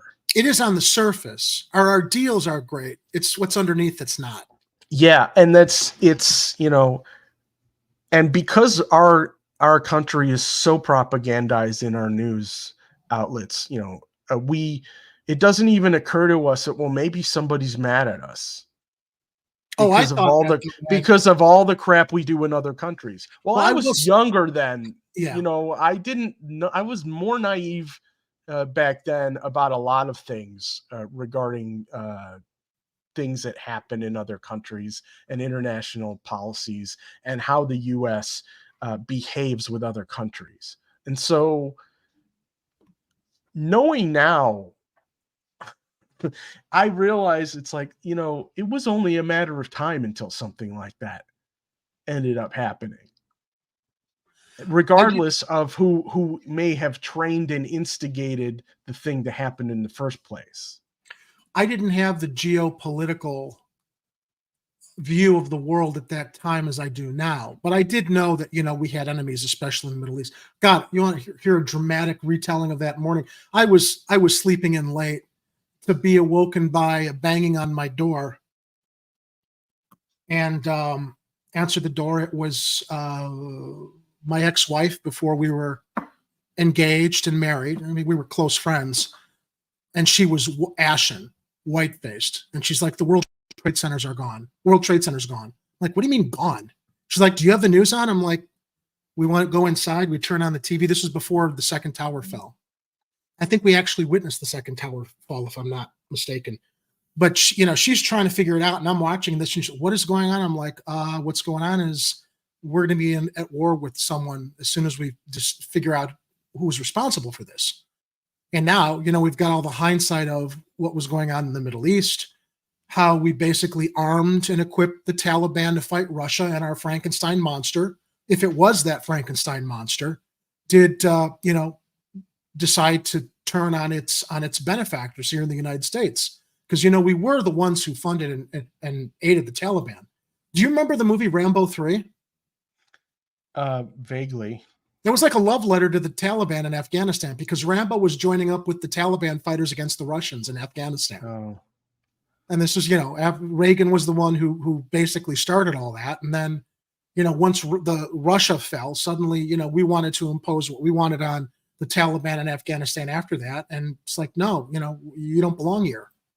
Let me read some things that I discovered, Ed, that I shared on my Facebook related to 9/11, since we're talking about it and we're talking about this unfortunate collective sleep we've all been involved in. I shared a very lengthy post that I sourced off of Twitter, and I don't know who originated it, because I think by the time I got around to it, it had been saved many times or shared many times. But since it is the day after 9/11 and we weren't on yesterday, and we're talking about 9/11, on the morning of September 11th, 2001, 19 men armed with box cutters, directed by a man on dialysis in a cave fortress halfway around the world, using a satellite phone and a laptop, directed the most sophisticated penetration of the most heavily defended airspace in the world, overpowering the passengers and the military combat-trained pilots on 4 commercial aircraft before flying those planes wildly off course for over an hour. And I remember they were unintercepted for over an hour without being molested by a single fighter interceptor.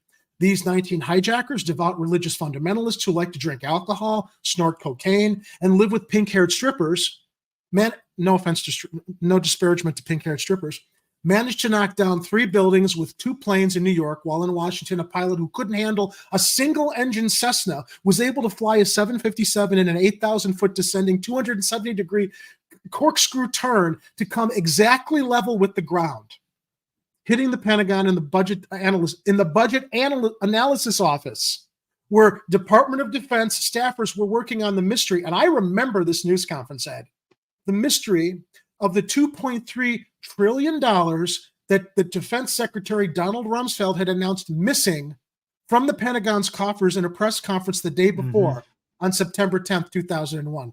Luckily, the news anchors knew who did it within minutes. The pundits knew within hours, the administration knew within the day, and the evidence literally fell into the FBI's lap. But for some reason, a bunch of crazy conspiracy theorists demanded an investigation into the greatest attack on American soil in history. The investigation was delayed, underfunded, set up to fail, a conflict of interest, and a cover-up from start to finish. It was based on testimony extracted through torture, the records of which were destroyed. It failed to mention the existence of World Trade Center 7, Abel Danger, Tetch, Sibel Edmonds, Osama bin Laden, the CIA, and the drills of hijacked aircraft being flown into buildings that were being simulated at the precise same time that the events were actually happening. Remember that? He was lied to by the Pentagon, the CIA, the Bush administration, and as for Bush and Cheney, well, no one knows what they told, because they testified in secret, off the record, not under oath and behind closed doors. It didn't bother to look at who funded the attacks, because that question is of little practical significance. You know who funded the attacks? Our friends in Saudi Arabia. Saudi Arabia, a video for that, by the way. Yeah, Saudi Arabia were the paymasters for the hijackers.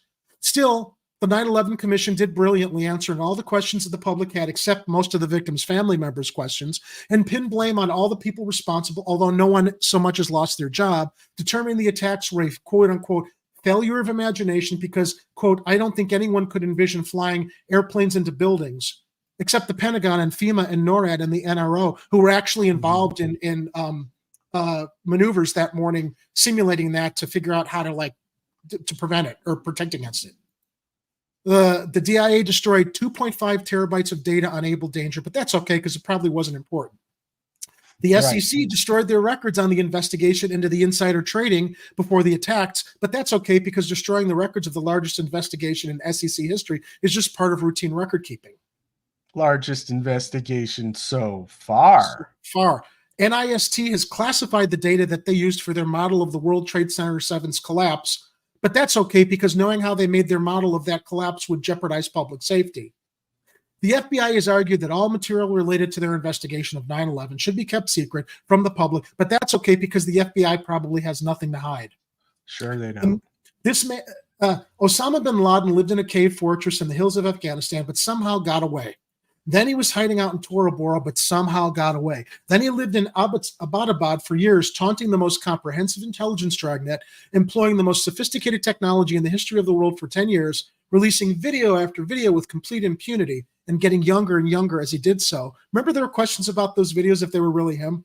Before finally being found in a daring SEAL team raid, which wasn't recorded on video, in which he didn't resist or use his wife as a human shield, and in which these crack special force operatives panicked and killed this unarmed man, supposedly the best source of intelligence about those dastardly terrorists on the planet.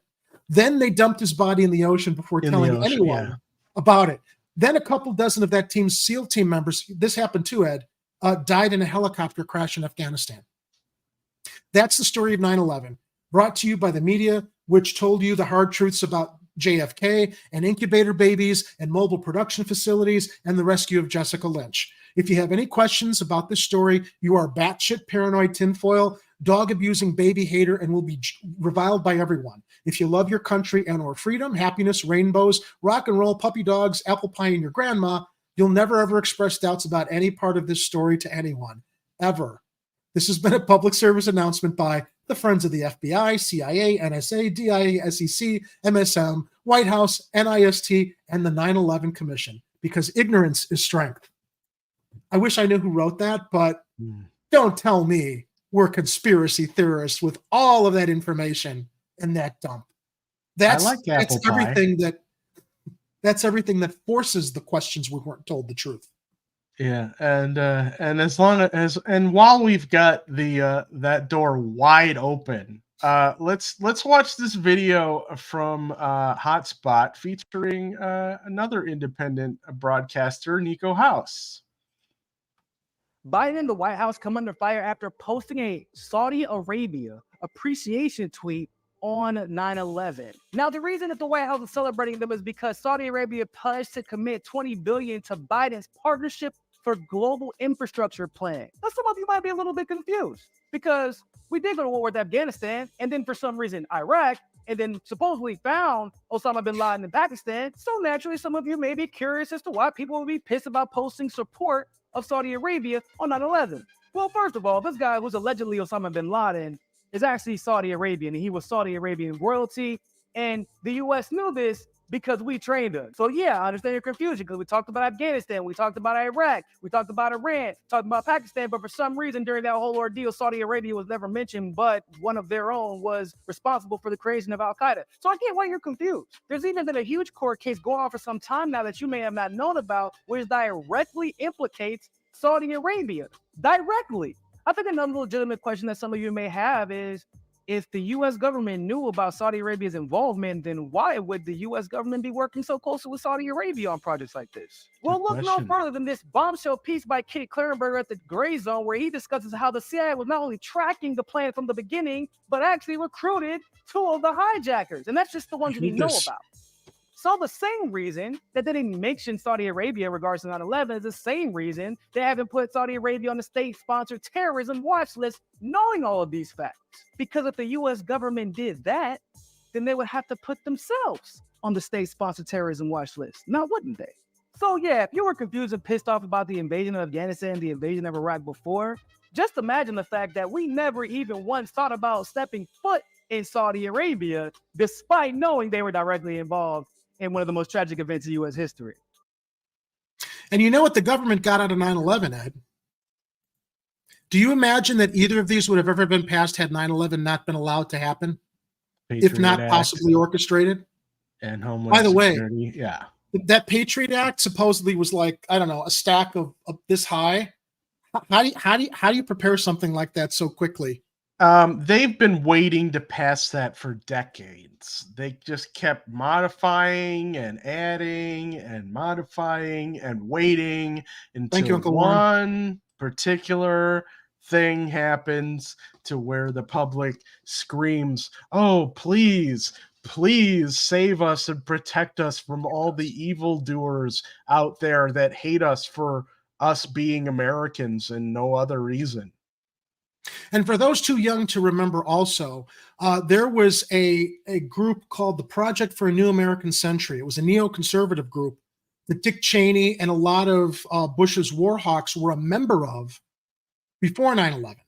And they had presented a proposal to President Clinton that it was the United States manifest destiny to invade countries that it perceived as a threat, but that had actually not attacked us. And, you know, to his credit at that time, President Bill said, no, we're not going to explore this. But in that document, in the Project for a New American Century, it stated that it would probably take some kind of a disaster on the level of Pearl Harbor to get Americans behind the idea that we then had that right to go into countries we perceived as a threat, even if they weren't directly involved with attacking us and weren't even involved in the attack that would get America's support for things like the Patriot Act, or the Department of, or the formation of the Department of Homeland Security. So the conservatives, PNAC, proposed to Clinton, this is what's necessary. He says no. One of the principal threats that the outgoing Clinton administration presented to the incoming Bush administration was Saudi Arabia and bin Laden and the rise of the Taliban and the Al-Qaeda.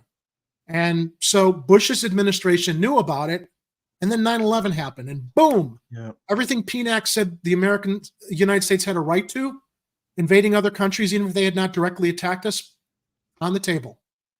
That's what makes you start to connect the dots and wonder, wow, they proposed it, and suddenly they were given the green light to do it after ignoring something they were warned about by the previous administration. How does that work? Aren't they supposed to be smart and avoid that stuff? Well, and then, of course, you know, because, well, then 9/11 happens, and then Congress does the authorization for the use of military force, the AUMF, which every president since has basically renewed in one way or another, or the Congress, or both, including this current one. Basically, it's like, I can go to war with anybody for any reason as long as I feel like maybe they're a terrorist nation. And then I don't have to ask Congress to declare war on them, which totally violates the Constitution.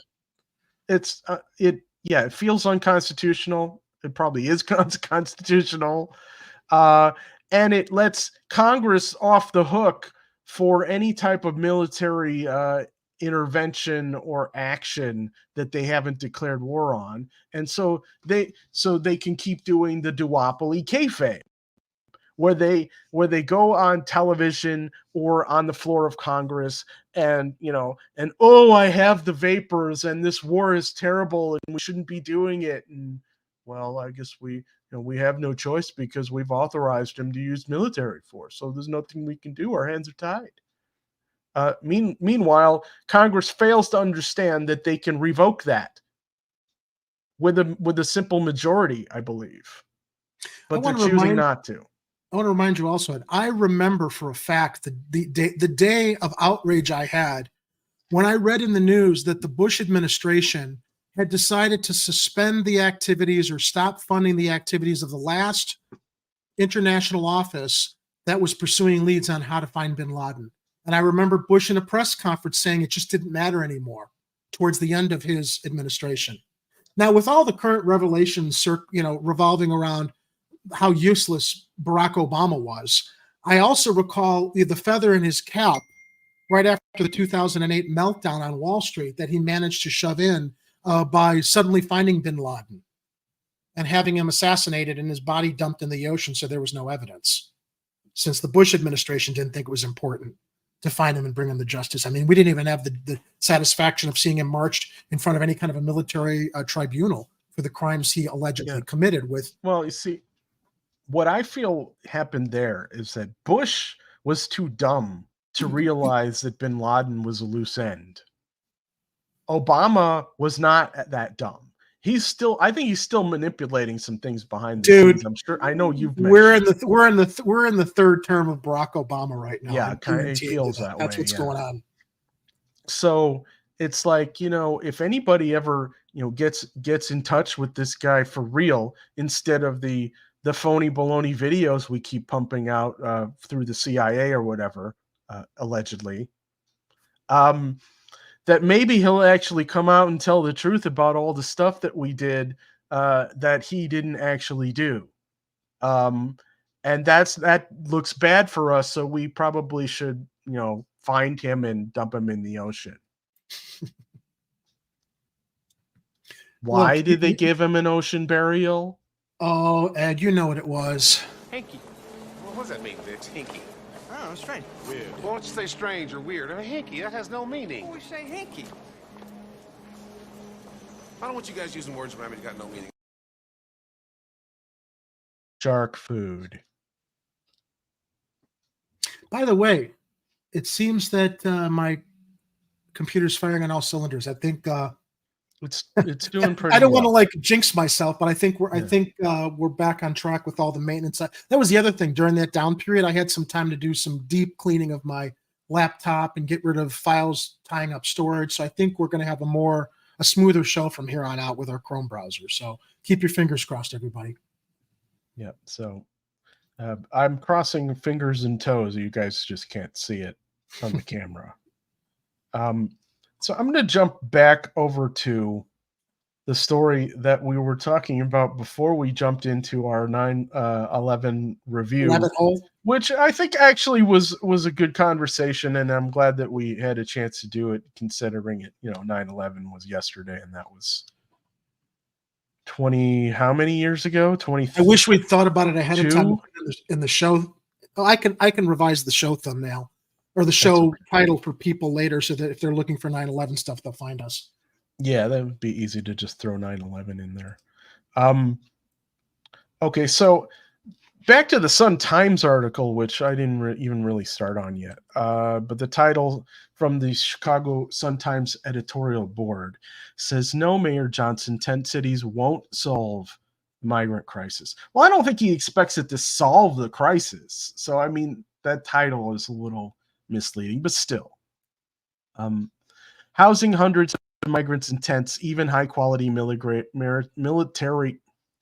I got a twisted tongue. It's probably from all that swearing earlier in the show. Housing hundreds of migrants in tents, even high-quality military-grade tents, as another Chicago winter approaches, strikes us as a bad idea. Is Jeffrey Littleton listening? Well, this is from the Chicago Tribune. Chicago Sun-Times editorial board. I shared it with him, so he should have all the facts I shared here. And this is from 3 days ago. Okay. Who has more followers on Facebook than we have on our YouTube channel? He wanted to remind me. So yeah, who cares? Well, I said to him, "Why are you wasting time talking to a peon like me that doesn't have as many followers in social media? I mean, I must be the scum of the earth since you're so up there and we're so down here." We're too cool for large swaths of followers, Jared. Do you know what it told me, Ed? At that point, when I'd been civil up to that point, and he decided to get into the snark and telling me to go get my press pass, and I said, "I'm not a journalist. I have a show on YouTube, and we basically comment on things. I don't take any credit for being a journalist," but he still insisted on telling me to go get my press credentials, to go down to a tent city to see what it's like and see that it's actually, how humane it is. And then he decided to throw he's got the page on Facebook and they've got more followers. And I'm just like, the fact that you decide to go there into that type of an attack means clearly the Sun-Times editorial that I shared with you, in my opinion, that I don't think tent cities are a good idea, supported by the Sun-Times viewpoint editorial, kind of killed your argument, although you still need to be right. So you need to figure out how to take me down a few pegs personally. It's just laughable. So let me delve into the article. "The time for feel-good speeches, no matter how inspiring, is over. Chicagoans deserve detailed answers to the hard questions raised on Thursday when Mayor Brandon Johnson rolled out the bare bones of a plan to house migrants in, quote, winterized base camps. of massive tents, as he first told Sun-Times City Hall reporter Fran Spielman. Let's be blunt. Housing hundreds of migrants in tents, even high-quality military-grade tents, as another Chicago winter approaches, strikes us as a bad idea that could quickly go terribly wrong. Police stations where some 1,600 migrants are now housed are no place for asylum seekers either, nor is O'Hare Airport.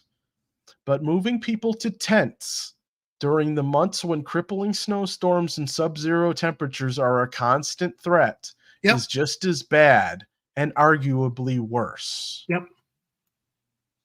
Housing families in tents, even temporarily, should be a last resort. Every other option should be exhausted first. And they're correct And we here have because we have plenty of they options. haven't exhausted those options. Right. They really I'm haven't. telling you, Ed, this is federal money's coming in.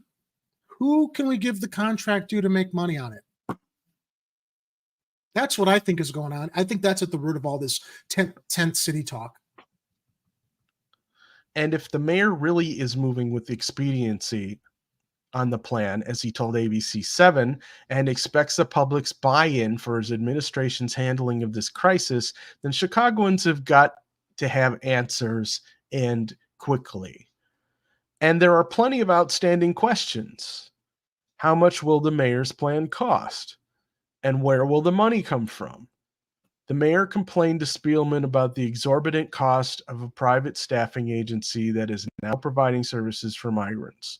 But it's hard to believe that buying massive tents and staffing them with contractors from another agency or with city employees will be less expensive. If so, let's see the numbers. Devil in the details is the title of this section. How about food and sanitation services and security for these base camps? Where will the tents be located? What's the plan to get community buy-in, given the mixed reaction so far to housing migrants in existing shelters?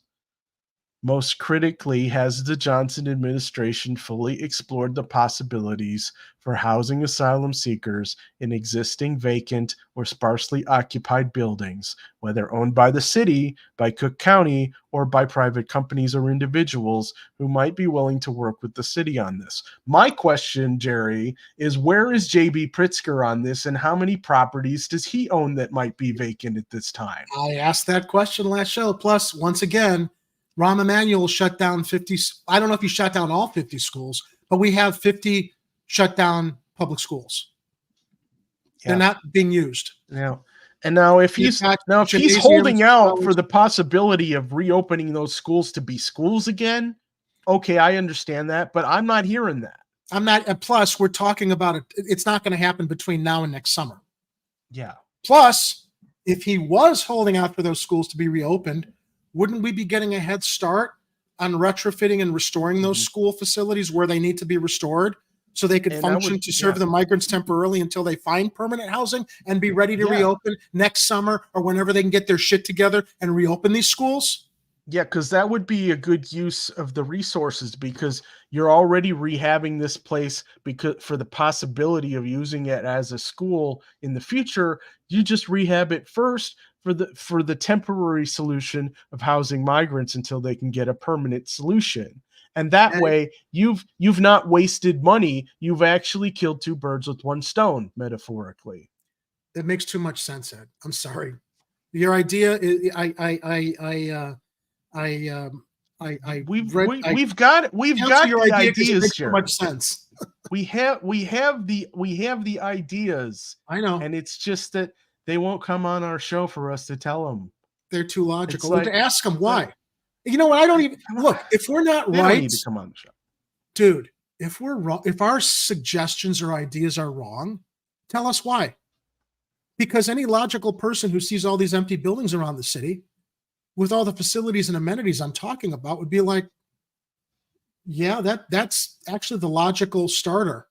Why do you need to spend money renting parking lots and erecting these military-grade tents and paying private companies and then figuring out how you're going to keep those tents heated through brutal Midwest winters?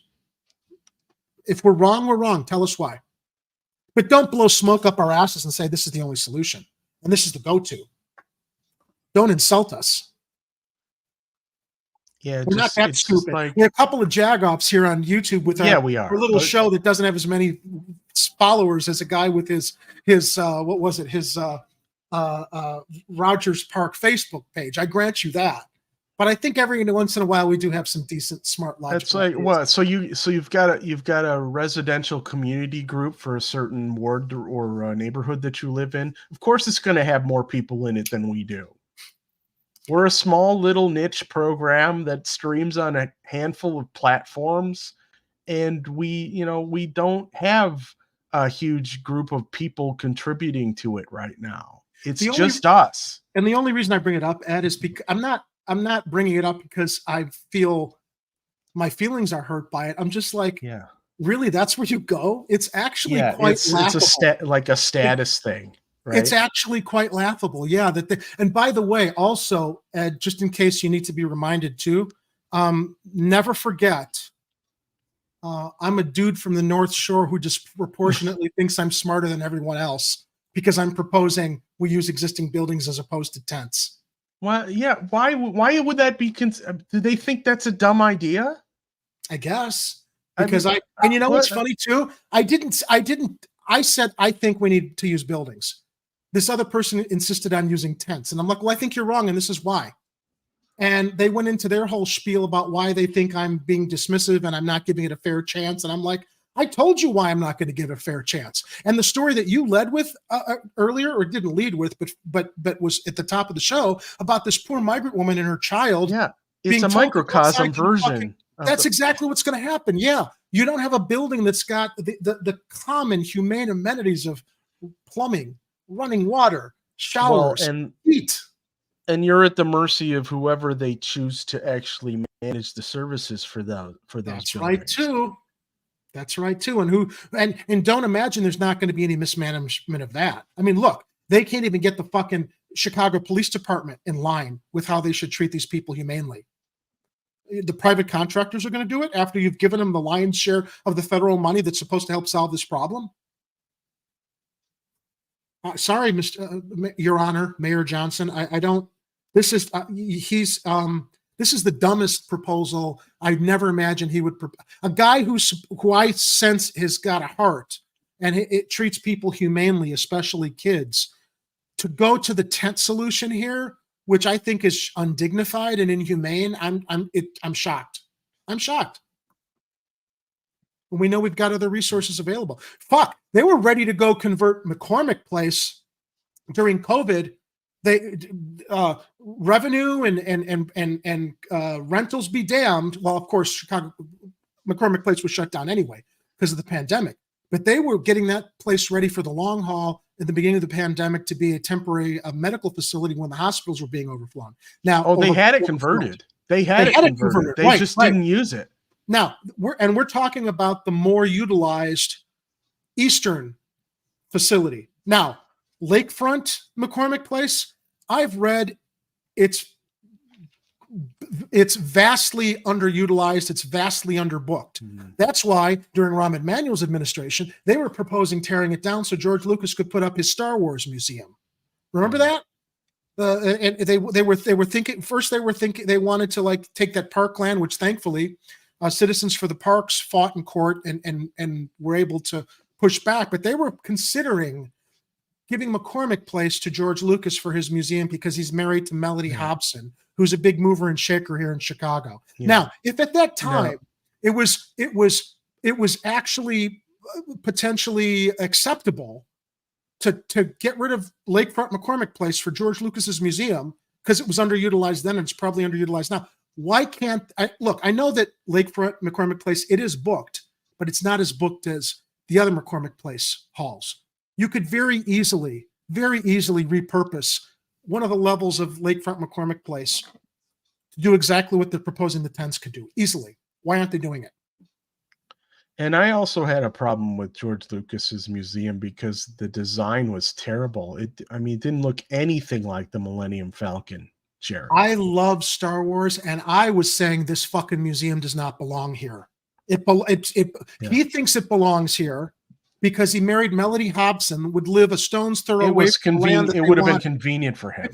That's a museum that belongs in Los Angeles, in Hollywood, or in Modesto, California, where he grew up. Yeah, Put your museum where you grew up, buddy. It doesn't belong here in a public park land grab because you married Melody Hobson and you look, and we joke it was the Star Wars. It wasn't going to be a Star Wars museum. He wanted to display a lot of the fine art he's collected. Great, that's fine. Don't tell me it wasn't also going to be Hollywood memorabilia. Eventually, I think they did end up finding a site for it out in California, which is where it belonged. But I just remembered Emmanuel fighting for this, trying to take Parkland and then suggest McCormick Place because, like the rest of the neoliberal elite here in the city, he and Melody Hobson were friends. And it didn't matter to them that they were potentially going to take private parkland to serve their needs for $1. They weren't even going to pay for it. They were going to get it as a gift. Anyway, back to McCormick Place and the migrants. The point being, Lakefront McCormick Place has got enough room. It's not booked like the other McCormick Place facilities are, from my understanding and the little research I did before the show. That you could. We can check their events calendar, but they probably just barely putting things in there. That's the amount of research I was able to do, was look at their online calendar and see that the Western convention facilities had all the booking. I think there was like 1 or 2 things in the lakefront in the big black building that's over there in the next coming months. But anyway. So back to the Sun-Times editorial. Where did I leave off? Those are just some of the questions Johnson has to expect now that his idea, which alderpersons have yet to be fully briefed on, according to ABC7, is public. This was 3 days ago. Criticism and hard questions come with the territory for any big mayor. I should give you guys an update, though. I'm not sure where I read this, but I saw somewhere, I think it might have been reported by Fox 32, that the 50 alder people have been asked to locate suitable sites, like in their wards, roughly 2 acres, or give or take an acre, to house migrants. I'll give him credit. I'll give him credit for that. It should be a shared responsibility and sacrifice across every ward, not just the south or west sides. Mr. Tent City, do you want them up in Rogers Park? Are you willing to have them up there? It may not make sense in certain wards where there may not be anywhere to, like, any actual empty space to put up these winterized tent things that they want to do.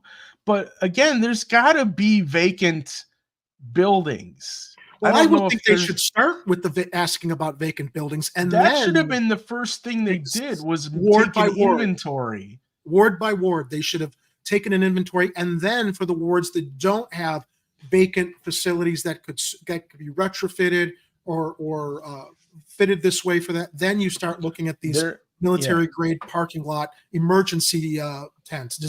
They're disaster tents is what they are. They put them up, where there are hurricanes and other natural disasters. They're meant to be temporary, not house people during a brutal Midwest winter. And we're familiar with, the CHA, the Chicago Housing Authority, and how they've been basically selling off all kinds of land and parcels and stuff for these weird sweetheart deals that who knows who's benefiting from. They have to have a database that Brandon Johnson should be getting access to, or he should be asking them to give him a list. Give me the list of all the vacant buildings in the city right freaking now. It's a starting point. I don't buy this. We need to spend the federal money that we're scratching for on some company's ability to privatize and take that money and put up these military, no matter how well constructed they are, no matter how well heated they are, these are going to cost a lot of money, and you could probably save money refurbishing facilities that could then be used after migrants are housed in regular housing. It just makes too much sense, Ed. So Just to makes too sum much up, summing up the, You know who could Sun benefit Times from article. those? You know who could also benefit from those facilities after we rehouse the migrant people? Homeless people who should be in there to begin with. Anyway, house them both. It should House them both. be a combined effort to put roofs over people's heads. It doesn't matter if they're migrants or homeless. The migrants are homeless also. So I mean, it should be a combined effort. And to be honest with you, we've had all these like vacant homes and buildings and apartments and all these all over the city, to the point where certain parts of the city have just like died, where businesses went under and all this other stuff because of, either gentrification or degentrification, depending on who's getting kicked out or who's leaving certain neighborhoods. Imagine if you actually put people in homes and help them fix them up and revitalized a lot of these neighborhoods. How much better the city of Chicago would be right now. Nobody makes a choice to be homeless. For anybody that says, well, I stopped to get some gas today. And I only had my credit card. And I filled up the tank, and there was a disabled gentleman in one of these motorized wheelchairs. And I felt bad because I didn't have cash. I'm like, dude, I'm sorry. I'm filling up my tank. I didn't have cash to give him. But before I left, I pulled over and I said, look, I'm like, you saw I'm filling my tank on my crutches. I said, you see I'm disabled. I see you're disabled. I said, have you had difficulties with, do you have a place to live? I said, first of all, yeah, I'm staying with a friend down the block there. I said, have you been having difficulties getting any aid for yourself as a disabled person? And he said he was getting disability. And I said, if you don't mind my asking, how did you hurt yourself? That you're in the wheelchair or wasn't able to move his legs. He was working. I think he was working. If I'm remembering everything correctly, he said he was working as a porter, 2017, and he fell down, or he had some kind of an episode where he fell and hurt himself, went to UIC hospital. They operated on him. They made something worse. And if he's to be believed, and I have no reason to disbelieve him. I mean, why would he tell me some funny story? That it made his situation worse, and he's in a wheelchair now. And I'm like, did you consult with a personal injury attorney? Said, yeah, but it was difficult to sue the hospital. I'm like, look, things happen. I don't know what happened. But the point of the matter is, this guy's out in a gas station in his motorized wheelchair, can't walk, staying with some friends, scrounging for dollars to help himself along with his disability. And that was a moment where I thought to myself, this guy didn't choose this. Any more than people who get up on their moral high horses say, well, if somebody's homeless, you got to ask how they got that way. If I didn't grow up on the North Shore and have a mother who had a Cadillac family insurance plan for me as her son at 20 years old, when I lost my leg, if I were living in the city with a family that had lesser resources, I could have just as easily been this guy in that wheelchair. Luckily for me, I grew up in a household where both my parents worked. My mother was a nurse.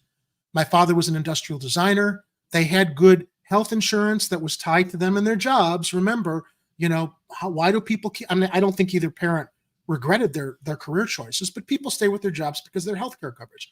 This guy clearly didn't have healthcare coverage in the jobs he had, where he got injured, and whatever surgery he had screwed it up even more.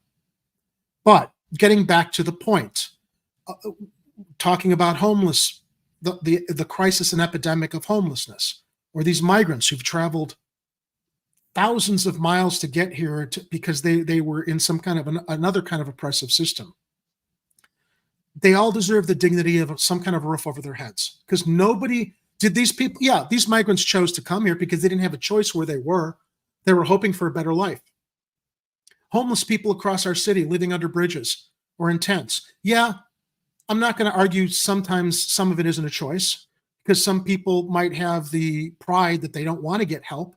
Some of it might be related to mental illness, but a lot of it also relates to people who had one bad day, like this guy in the wheelchair, who has a friend he's lucky to stay with, and he's got his disability, but he's still got to roll around gas stations without a home of his own because of something that he didn't plan and I'm sure didn't want. So I guess the reason I'm bringing this all around with why are people homeless? Why are we dealing with a migrant crisis? Because unfortunately, not everybody is blessed maybe with the resources or the families that we have. and we need to be a little bit more open and bigger hearted towards recognizing not everybody might have the resources or the blessings that the rest of us have to keep us out of that situation. Did I just drive us into a ditch? Sorry, I'm just trying to stay focused on the story. But no, I mean, everything you say is worth saying, because we are living in a continually evolving shit show on this planet and in this country. And we know that there are a lot of people at the top that are making it worse for a lot of people at the bottom. And I don't see it getting a whole lot better anytime soon until some major upheaval starts happening. And I don't know if that's going to be, Revolution 2 Electric Boogaloo. But we need to find ways to help each other now. And we need to be smart about the ways that we're helping people, because it doesn't make sense right now to waste resources or not use resources you have in favor of some guy's corporate military grade tech company who wants to get some sweetheart government contract with the city of Chicago. Yep. Light your torches and go!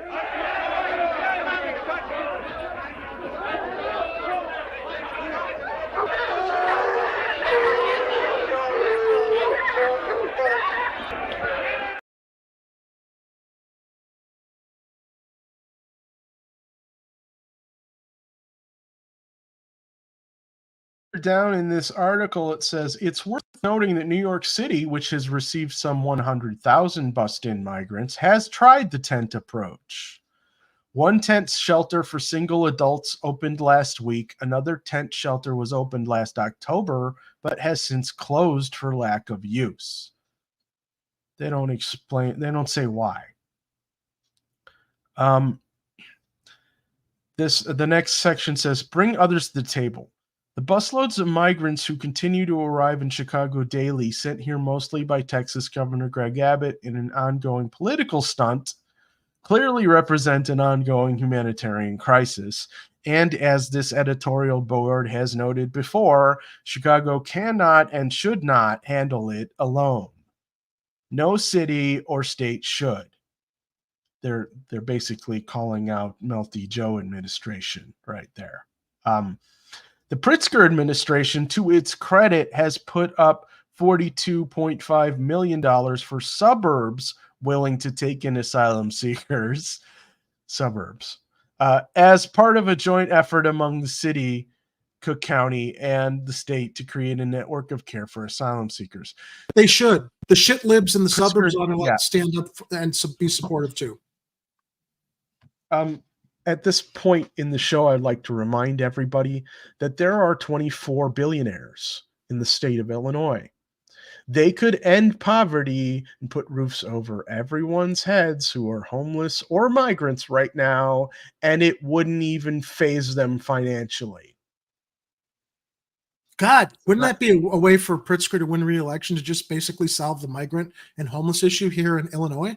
Just Illinois. Yeah, just Illinois. I mean, look, they keep talking about how they want to have this great Democratic National Convention and stuff in the city. And I'm like, look, you guys need to step up your funding then. You want to look good for the rest of the country. And I'm not telling people that we want them to look good. I hate the Democratic Party. I could come out and say that. They suck.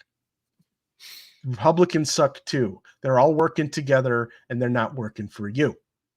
That said, if the Dems wanted to make themselves look really good and make it actually that they're actually helping people instead of pretending that they're helping people, then what they would do is they would help out Chicago in every way possible financially, put roofs over people's heads, and make sure that everyone in the city has a roof over their head and the ability to feed themselves and possibly, support themselves in one way or another. I'm going to look up online. I want to see what foundations the Pritzkers are involved in supporting, and why they're not supporting some kind of a homeless initiative foundation. Or they might. I'm going to look. I could be wrong. I'm curious. Pritzker charitable foundations. Let's go down a list of what they do fund. And I don't want to hold you up from the story. I'm just doing what you do. So let me continue reading. Yeah, let me continue reading while you're pulling that stuff up. So as I read, the Pritzker administration put up $42.5 million for suburbs willing to take in asylum seekers as part of a joint effort among the city, Cook County, and the state to create a network of care for asylum seekers. That idea sounds promising. So instead of using scarce resources on tent encampments, why not use the money instead to seed a fund that would pay for more such initiatives and thus help communities, whether in the suburbs or even downstate, that are willing to take in migrants as they await work permits and get on their feet? Now, Ed, ask me the question, where did the Pritzker family make their money? Where did the Pritzker family make their money, Jerry? Its fortune arose in the 20th century, particularly through the founding and expansion of the Hyatt Hotel Corporation. Who has hotels and buildings all over the state or country, or knows how to operate facilities like that? The Pritzker family. So you're saying they got access to rooms? A lot of rooms. And room service. They just, we know why they don't want to do it, because then they can't sell those rooms. But they don't need to sell the room. They could do a short-term solution here and still have more money than they can spend in 3 lifetimes. Yeah. Now Plus, you would think that go ahead. Plus, you would think that since they have all that knowledge about hotel service and laundry service and serving large crowds and meal service and all those other types of things that they typically provide in hotels, that they might have some similar version of that they could provide on a short-term basis for people who are unhoused, whether they be migrants or the local homeless. Now, here's from the foundation directory online. The Pritzker Foundation, purpose and activities. Grants largely for higher education, including medical education and religious welfare funds. You'd imagine that if you're that into religious welfare funds, you'd want to do the Christian thing and help homeless people or migrants. But I guess that doesn't fall under any of the the New Testament Gospels. Giving also for hospitals. Okay, fair enough. That's good. Temple support and cultural programs. I'm so glad that they're patrons of the arts, Ed, and medicine. But I think that even those that they fund, aren't going to take too much from them, as opposed to what they might need to solve this problem we're talking about, that maybe they just don't want to toss all that money towards. Although I'm telling you, from a public perception standpoint, what kind of PR could you buy for yourself as governor, for your family, or anything else that anybody is questioning you on, by saying, all right, you know what, let's deal with this homeless issue and the migrant issue. And as one of the richest families in the state, we feel it's our privilege and obligation to help, to lead by example. Also, I don't want to suggest this to the DNC, but we know Melty Joe, his brain does not have much longer until it stops functioning completely. And we know that J.B. Pritzker has said he doesn't want to run for president. But if he really did have any type of aspirations for that, then what he really should be doing is pulling out all the stops to help all the homeless and the migrants in the state right now. He's too busy. Because all the other those that aren't migrants yet, that are still stuck in Ukraine. Yeah. So, the Pritzker family is the 15th wealthiest family in the world. Not the U.S., the world. with a combined $33.5 billion net worth. That's Ian a lot Pritzker of money. was the son of Ukrainian immigrants. He began investing in real estate and companies in trouble while he worked for his dad's law firm. That's great. That's great. That's from September of 2018 on Google. I guess I'm just thinking too logically that you want to lead by example and really win people's hearts, and you're the governor, and your family is one of the 15 wealthiest in the world. We don't even need to be having this conversation if someone like our governor stepped up, but I know they're not supposed,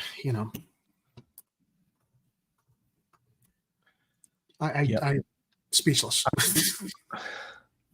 I'm not sure where to continue. You know what, here. Kathy? The solution is with the people. It's always been with the people, and that divisiveness thwarts that. Who's divisive? Who's being divisive? We're criticizing the Pritzkers because we know they can do better. And the government. That's not being divisive. And those that we've elected in office peacefully and civilly that laugh at us and divide us against each other and distract us. Look, there are a lot of us who understand the divisiveness game, okay? We've been talking about this on several broadcasts, and we're talking about the fact this is not a race war. It's not a gender war. There's a class war going on, and those at the top classes are dividing the rest of us against each other because they can point to our color or our genders or our sexual orientations to divide us because we might not all think that way. I'm not interested in fighting people on that. I'm interested in fighting those at the top that are, throwing crumbs to all of us amongst all races, all genders, all sexual orientations, whatever. So, yeah, okay. So she's clarifying. She's speaking of what I was saying too. Yeah, the ruling class. Oh, yeah, a lot of them do. Okay, I'm done with that article. Let me take that down. The Pritzkers. Okay. I briefly mentioned that we were that the city council's budget committee met today, and I just wanted to take a look and see what kind of stuff that they are on the verge of approving. I imagine that what they do is they say, okay, this is the stuff we're going to bring forward, and then the next city council meeting they vote on it, right? Or they move to schedule a vote to vote on it. You know how those bureaucracies work. It's like, so we've got this budget thing. Okay, let's schedule to vote on that in a month. Why can't we vote on this meeting? That's not how that works. That would be way too efficient and fast for government. Anyway, before I get into this, I just want to thank everybody for sticking with us tonight. If you're ever looking for us, you can find us at chicagocornertv.com. We have links to all of our social media, links to all of our platforms where we stream, including YouTube and Rockfin, and sometimes on Twitter, and occasionally on Facebook. And also we try to embed the show in the website as well, so you can watch us right on the show website. And if you're interested in purchasing some stylish merchandise, you can head over to chicagocornertv.com/shop, which will link you to our brand new fourth wall merch store, where there's some really fun stuff in there, including a pint glass with laser eye doppelganger Jerry. And on the other side is his minion, Laser Eye Oreo, the Stream Cat. Who's notably absent tonight. He was here in the beginning of the show. Then he jumped off the desk. Yeah, he was nowhere. Yeah, before we went live, he was moving Jerry's camera. It was kind of fun to watch. And he'll probably come back and do that another time. But yeah, there's plenty of Streamcat merchandise there. I think even that what the hell was his name? Was it Mike the Alien? What's the alien guy's name? Chuck the Alien. Chuck the Alien. You forgot the name of your own character already? It's not a character. This dude, he takes over my stream and abducts me while he does it. I don't even realize I'm gone until I notice that I've lost moments of time. Sometimes I lose 15 minutes and I'm like, Chuck the Alien Dude was here again. He added a t-shirt for his intergalactic pizza delivery business. It's actually a pretty cool design, so check that out over at chicagocornertv.com/shop. And if you'd like to support this show, thank you to all of our supporters who are. You can head over to patreon.com/chicagocorner. And you can be a monthly supporter to this train wreck that I like to put on Tuesdays, or the better version of the show that Jerry does on Fridays. It's a train wreck too. Okay, but that's Jerry's choice to whether to wreck that train. Yeah, and so if you donate at least $5 a month, you have the additional opportunity, other than the fact that we completely appreciate you, to come on the show as a guest if you want. No one's taken us up on that yet either. No one's taken us up on it yet, but you got to have a good internet connection. Well, it helps anyway. A camera. We can't talk. We can't force other people to have strong internet connections, and we can't even sustain ours. Not through any fault of our own, but. Yeah, so that's one of the perks so far. We'll work on other perks as we can figure out if we have money to provide them to you after we've paid our streaming bills and all of that stuff. But thanks you. I'm tongue-tied right now, Jerry. It's crazy. Thank you to all of our supporters. We really do appreciate you. Hit the like button, subscribe to the channel if you haven't yet. Share this program with everyone else and with your friends and enemies. And we love our hate watch. We love our hate watchers. Look, you got opinions, come into the live chat and let us know your opinions on the stuff we're talking about. I mean, we'll have a conversation with you. We like civil discourse. Sometimes we have uncivil discourse, but mostly we're civil. Mostly. Yeah, so again, they had the city council budget committee meeting earlier today, and Aaron Haggerty from the Daily Line was covering some of it on Twitter earlier today. Isn't she the one who blocked me? No, what's her name? From the other thing. Look, we're not the serious journalists, Jerry. So I don't hold it against some of those serious journalists who decide that they don't want us wasting their time when they're trying to cover stories. So I'm not. But I mean, I discovered I was blocked. I forgot who it was. We're not going to mention her anymore, even if we find. But I was blocked because of a comment I made on someone else's comment, and it wasn't even snarky or scandalous. Are you sure that's why? I mean, sometimes it was the only time I'd ever responded to anything that she posted, and I was responding to someone else's comment in the thread. She didn't like what I had to share, and she blocked me. Okay. It wasn't offensive, but it was certainly I'm sure that it disturbed Heather Sharon. That's who it is, Heather Sharon. We ruffled Heather Sharon's. I ruffled Heather Sharon's feathers with a comment that I made to somebody else in relation to something I think it was about Paul Vallis, or this was like months ago. I didn't find out about it till I saw someone respond to my comment, and I went there and it said, "You've been blocked." I'm like, what? I don't know. I can't speak to why people get blocked on social media platforms. I know sometimes people will get added to block lists, and if someone is subscribing to someone else's block list, and all of a sudden you're blocked by someone who maybe you didn't offend, but you were just on a block list, or they're just snowflakes. Or like you said, well, yeah, there are some, you can have any number of reasons for why you choose to block someone on social media. Maybe you just don't want certain people wasting your time when all they do is argue a contrary point that they predetermined in a series of responses. Not us. I'm talking about. There are like automated troll farms especially on Twitter, but on all different social media platforms. And sometimes people will go, "Oh, well, this guy is following this other guy that I don't like, so I'm going to block both of them." It could just be that. It could just be they check your bio and they say, oh, he's mutuals with this guy. And we're like, what's ironic to me, though, Ed, is we've quite regularly sourced, we respect Heather Sharon, and we've used a lot of her reporting to share stories on our program. So I was like, wow, obviously she doesn't watch our show. But we actually hold her in high regard.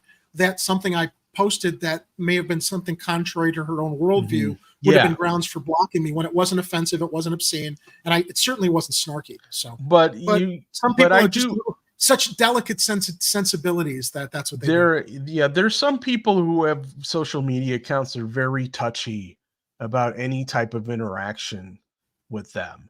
There's a number of reporters that are like that, and like you said, sometimes it's you say one thing that just might go slightly against their worldview because of whatever type of information they've been subjected to. Like, and I've been telling our viewers that America is the most propagandized nation as far as media goes, and it's been that way for decades to the point where we don't even realize it. And until you see through the veil, or break out of that bubble, sometimes it's hard to even know that you're being propagandized. And even us, it's like, wait, somebody pulled the wool over our eyes. And it's kind of how that Matrix movie works, right? Where everybody is basically living in a generated world created by robots so that they power their stations with human electricity or whatever. But the truth is, you're living in a dream world, right? Except and I can't speak to whether we're actually in a simulation right now, Jerry, or not, although I suspect it sometimes. I just found what I tweeted to break into your... Okay, so Dan Lambert had posted on Heather Sharon's Twitter feed. This was January 12th. Yesterday, Heather Sharon broke the story that Mayor Lori Lightfoot's campaign sent out email solicitations to CPS teachers looking for student volunteers. Oh, yeah. Now we know the campaign did the same to City Colleges of Chicago instructors' official emails. So clearly, he's commenting and I would say offering praise and support of Heather Sharon's article that WTTW reported on how she was violating rules to try to get free work from students at CPS and colleges. Yes, and this is a story we covered pretty extensively on Chicago Corner. Critical of Mayor Lori Lightfoot. So here's what I posted to Dan Lambert, thinking that this would, elicit a laugh. I said, everything you need to know about Lori Lightweight, ROM 2.0, only 2 inches shorter. And I linked to Tim Dillon's video on YouTube that went through how Lori Lightfoot posted a fake Yelp review to get her driver in trouble, which is hilarious. The limo driver story. That's what I posted. Haven't posted anything else to Heather Sharon's timeline, any stories. And because of that moment of humor, I'm like, here's everything you need to know about how petty she is and how that's why Heather Sharon decided to block. It could be something as simple as it could be something as simple as someone not liking people responding with ad hominem attacks. It's not an ad hominem attack. It was a comedy video. Like you said, Lori Lightweight, if you say, you know what I'm saying? It's just the tiniest little thing that some people just get triggered by. And it's dumb, but it's I'm like, she's still posting stories. She's doing good reporting. If there's a story and she happens to have a credit in the line, I'm not going to discount it completely out of hand if it's the only decent version of the story. But I can understand why you might, because she's blocking you. I could care less that she blocked me. I just thought as we went to Aaron Haggerty and we'd gone completely off the rails, but I thought for a moment I mistook Aaron Haggerty for Heather Sharon, and it just reminded me of that story. That's why we went off on. By the way, so to be clear, Aaron, we're cool with you, right? Yeah. Oh, before she blocks us, right? Okay. So because all you're doing is reporting stuff for and we're commenting on the stuff. It's not anything you've done. It's just This is a story. You've provided information. Before you go on with it, though, just before you go on with it, real quickly, just to keep everything, to keep to the facts. There we go. I just want to make sure everybody sees I told the truth. That's all I wrote. Let me make my screen bigger so I can see what you posted here. Oh, it's a talk show, everybody, not a news show. ROM 2.0, only 2 inches shorter. Yeah, well, maybe simple as that. Well, to be honest with you, I don't know how tall Heather. I don't know how tall Heather Sharon is, but maybe that's possible. Maybe she has a Napoleon complex herself. I can't speak to that. I don't know. Anyway, so Aaron Haggerty posts today's meeting of the City Council's Budget Committee is underway. That was earlier today. Today's agenda is pretty sparse with just an ordinance allocating grant funding to various city departments and an overview of this year's budget process. And she had a link to where you could watch it. And I think there's probably a Vimeo link on ChicagoCornerTV.com to the City Council's meeting video. So you might be able to watch this later after the fact. Anyway, what I wanted to get at was this post just below it. She says, you guessed it, there's a substitute for the ordinance allocating grant funding to various city departments. Here's the substitute version. When she says substitute, I believe that just means it's a revised list of all the stuff that they're throwing money at. So I'm just going to click on the first one here so I can read it a little better. And I don't know if you guys can, but I'll try and go through it fairly quickly here. And I'm gonna try to skip the legalese because it all starts with stuff that sounds like, whereas the annual appropriation ordinance for the year 2023 appropriation ordinance of the city of Chicago City contains estimates of revenues recoverable as grants and blah blah blah blah blah. You don't need to hear all of that. Okay. So $675,000 for the Chicago funders together to end homelessness, which will be provided through Michael Reese Health Trust for the dedicated homeless senior level position. Okay, wait, what? Senior level position? That's a job? I hope that isn't just for a job. That's a lot of money for a single person if that's the case. What was the amount again? I can't read it. 675,000. And the position it was?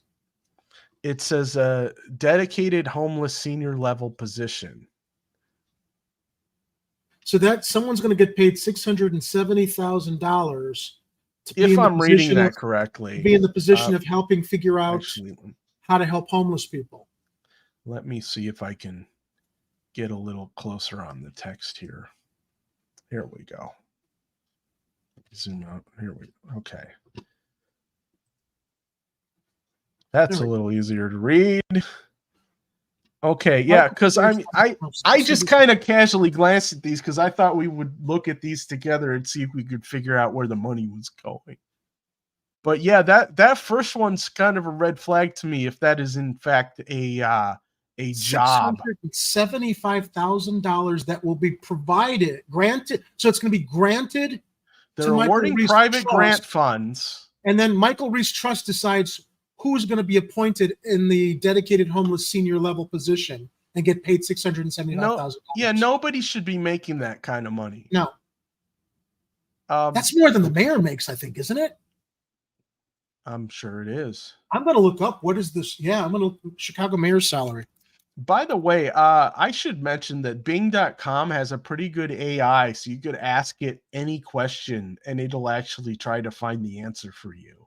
It's pretty good, and I don't like to tout the machine, especially one of Microsoft's, but in this case, it's a tool that's being used for the purpose it was intended. Dude, Mayor Richard M. Daley, Rahm Emanuel, and Lori Lightfoot have all been paid $216,210 a year.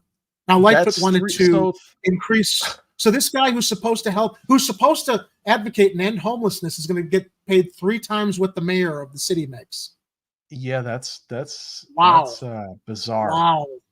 Okay. So here's Nobody on the next city one. council Yeah. ever questioned that. Well, they will, I hope. because this was a committee. This is when it hits city council, somebody's going to say something. They could use that $675,000 and maybe buy some properties or invest in some actual, new shelters for people or migrant people living in parks That's a and in lot tents. of money. Okay, let's hit the next one. It's Department of Cultural Affairs and Special Events, that's DCASE, has been awarded private grant funds in the amount of $6.8 million by the Andrew W. Mellon Foundation for the Chicago Monuments Project. Because we need to spend $6.8 million on monuments instead of trying to figure out how to house our homeless. Or find. Look, man, we could go on and on with this. It's like, where's the money? Do we really need that much money for the Monuments Project? Look, I don't know. I'm assuming I'm all for art and monuments and historical stuff. Yeah, so am I, but not wasting money that way when people are dying. Priorities, Jerry. I know. Priorities. I know. Okay. DCASE has been awarded state grant funds in the amount of $100,000 by the Illinois Department of Commerce and Economic Opportunity for the tourism marketing program. So it's probably not enough. No, Jerry. So $6.8 million for basically statues. Yeah, 100,000 for tourism marketing. The tourism bureau's got to be pissed.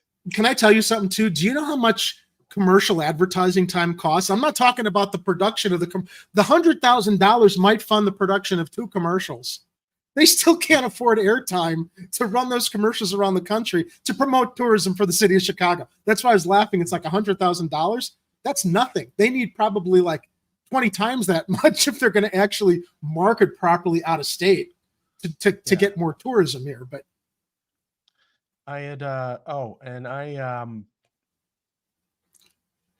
had posted this earlier today. I said only $100,000. I guess that cancels the Chicago Series 2 cans. Or were those actually? These are the Chicago can. No, these were the ones that Lori released. The artwork is cool and stuff. It's just it was extremely bad. Badly thought out plan? What's the art on the second can? It looks like a garbage monster. In Lake Michigan. Yeah, that is a weird kind of thing. It's like some kind of like polluted lake monster that represents the lead in our water. I don't know what the hell that is.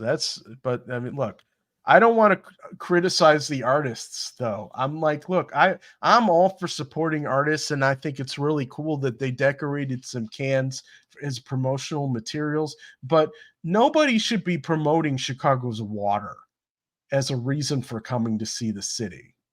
It shouldn't. I mean, it made no sense to me that they would be bottling Lake Michigan water or canning Lake Michigan water like this. Yeah. So I was basically mocking that in the fact that the Tourism Bureau only got $100,000 so far that we know of. Anyway, so let's go back to this thing and see what else did they throw in here. Yeah, so only $100K for tourism marketing program. I'm still kind of like, how did they only come up with $100,000 for that? I mean, are they going to come up with money from that for somewhere else somewhere? I don't know. Yeah, well, that's part of the budget. That's not all they get. I mean, I can speak to this as a media person. That's not their whole budget. I mean, it's a good amount of money, but it's not going to make a dent if they don't have funds coming from elsewhere for the tourism department. So, yeah. So Kathy Powers suggests that perhaps that character on that second can was Lori Soul. I think you're onto something, Kathy. It's an artistic representation of Lori Lightweight Soul. All right, what else?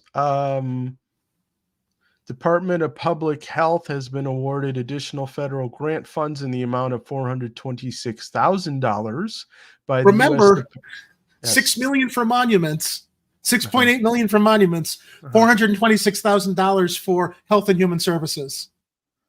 Yeah, for the emergency preparedness program, whatever that is. The only way I can reconcile this, Ed, is perhaps the funding for the monuments program is the sole source of funding that they have, because these other programs, I would imagine, obviously, that the Department of Tourism and the Department of Health and Human Services, they're getting funds from elsewhere. Yeah, that's now the also only thing realize that can explain to me the disparity in what's awarded for monuments and what's awarded for health and human services. Now, we also have to realize that the money for these things is coming from different sources. A lot of them are federal sources, and there's like certain bills that got passed in Congress, and there's a certain bucket of money that states may have access to if they're actually requesting it. And this is what they're kind of compiling here. So some of these are federal, some of these are coming from other organizations that have grants. But the city is listing these as the things that they have money for and what it's going to be used for. So it's just interesting where priorities are for either organizations or the government as far as funding different things for cities and states. Yeah.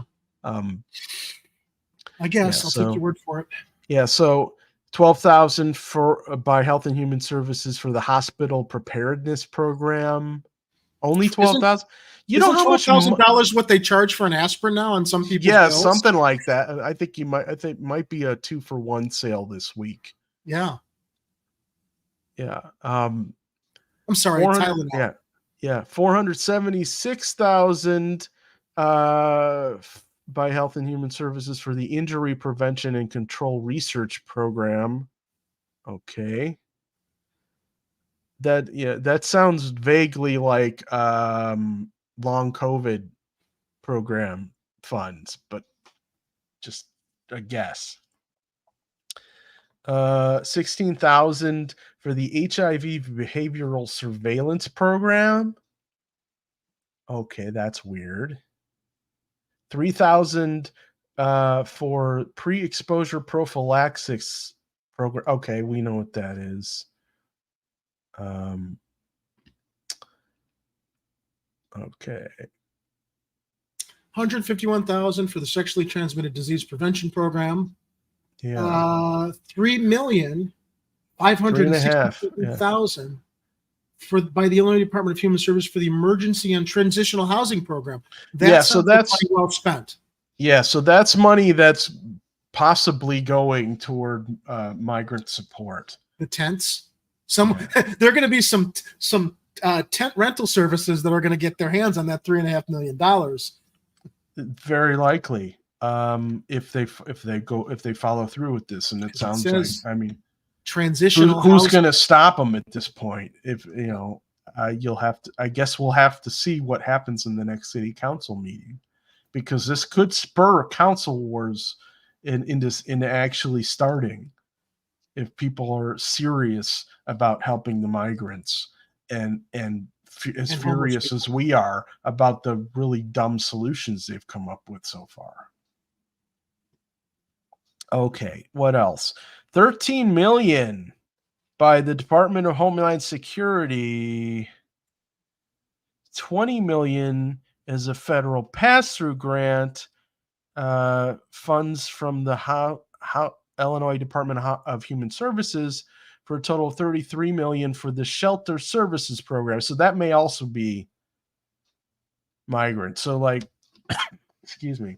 So if we talk about the 3.567 million plus the 33 million, that's a lot of money. I keep saying that. I know we have the clip, but I'm not going to play it. Oh, and then there was a second page. How much was it? What was the total? 300. No, I don't know. It was 33 million plus the 3.567 million. So $36.567 million. That's a lot of money.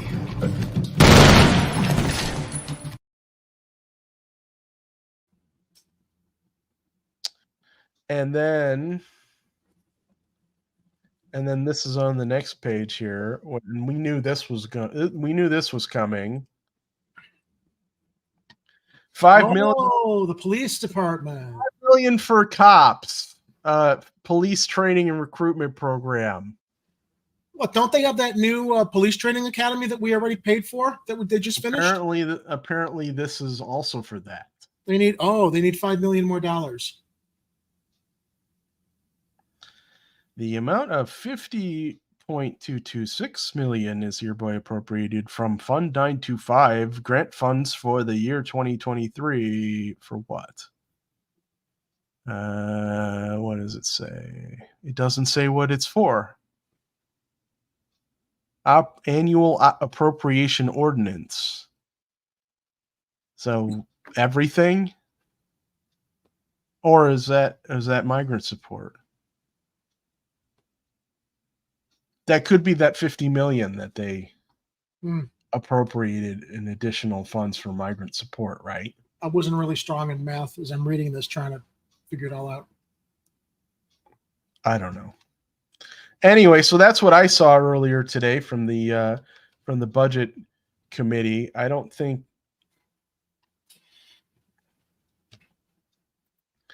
Yeah, Aaron Hegarty says the $33 million in federal FEMA funding for migrant services breaks down into $19.8 million for food and $13.2 million for the cost of shelter space. It says this will cover some already incurred costs and some costs going forward, according to city officials.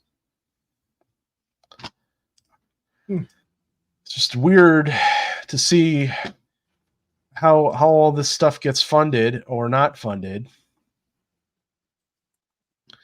And that was our little peek at the Chicago Budget Committee. And we've reached the part of the show where Jerry gets to tell us his story, if he wants, about his parking sticker adventure. Residential parking sticker. Disabled residential parking permit, to be precise. Yes. Had a little adventure in my own front yard this week. But I do feel that I need to be able to share images to tell my story. All right. I have a security camera in front of my house.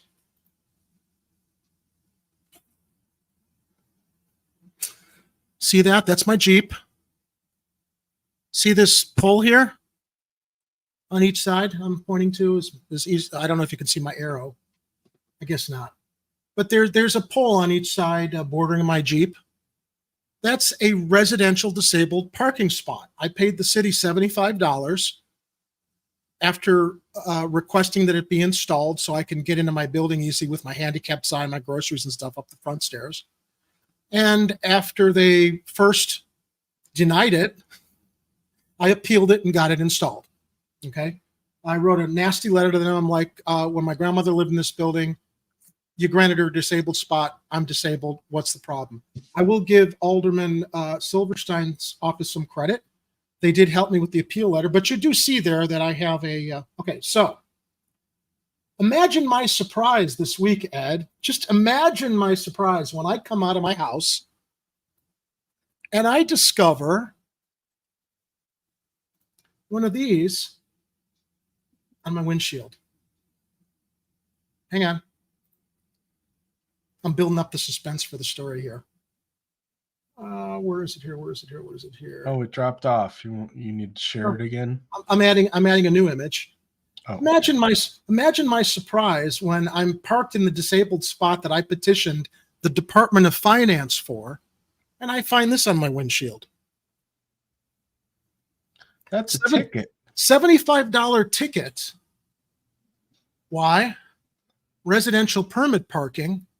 I have no residential parking permit displayed. It claims, right? Well, please pause for a reaction. You gotta be f***ing kidding me.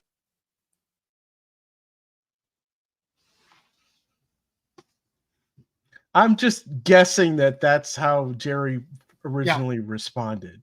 So the claim is residential permit parking. I have no residential parking permit displayed, right?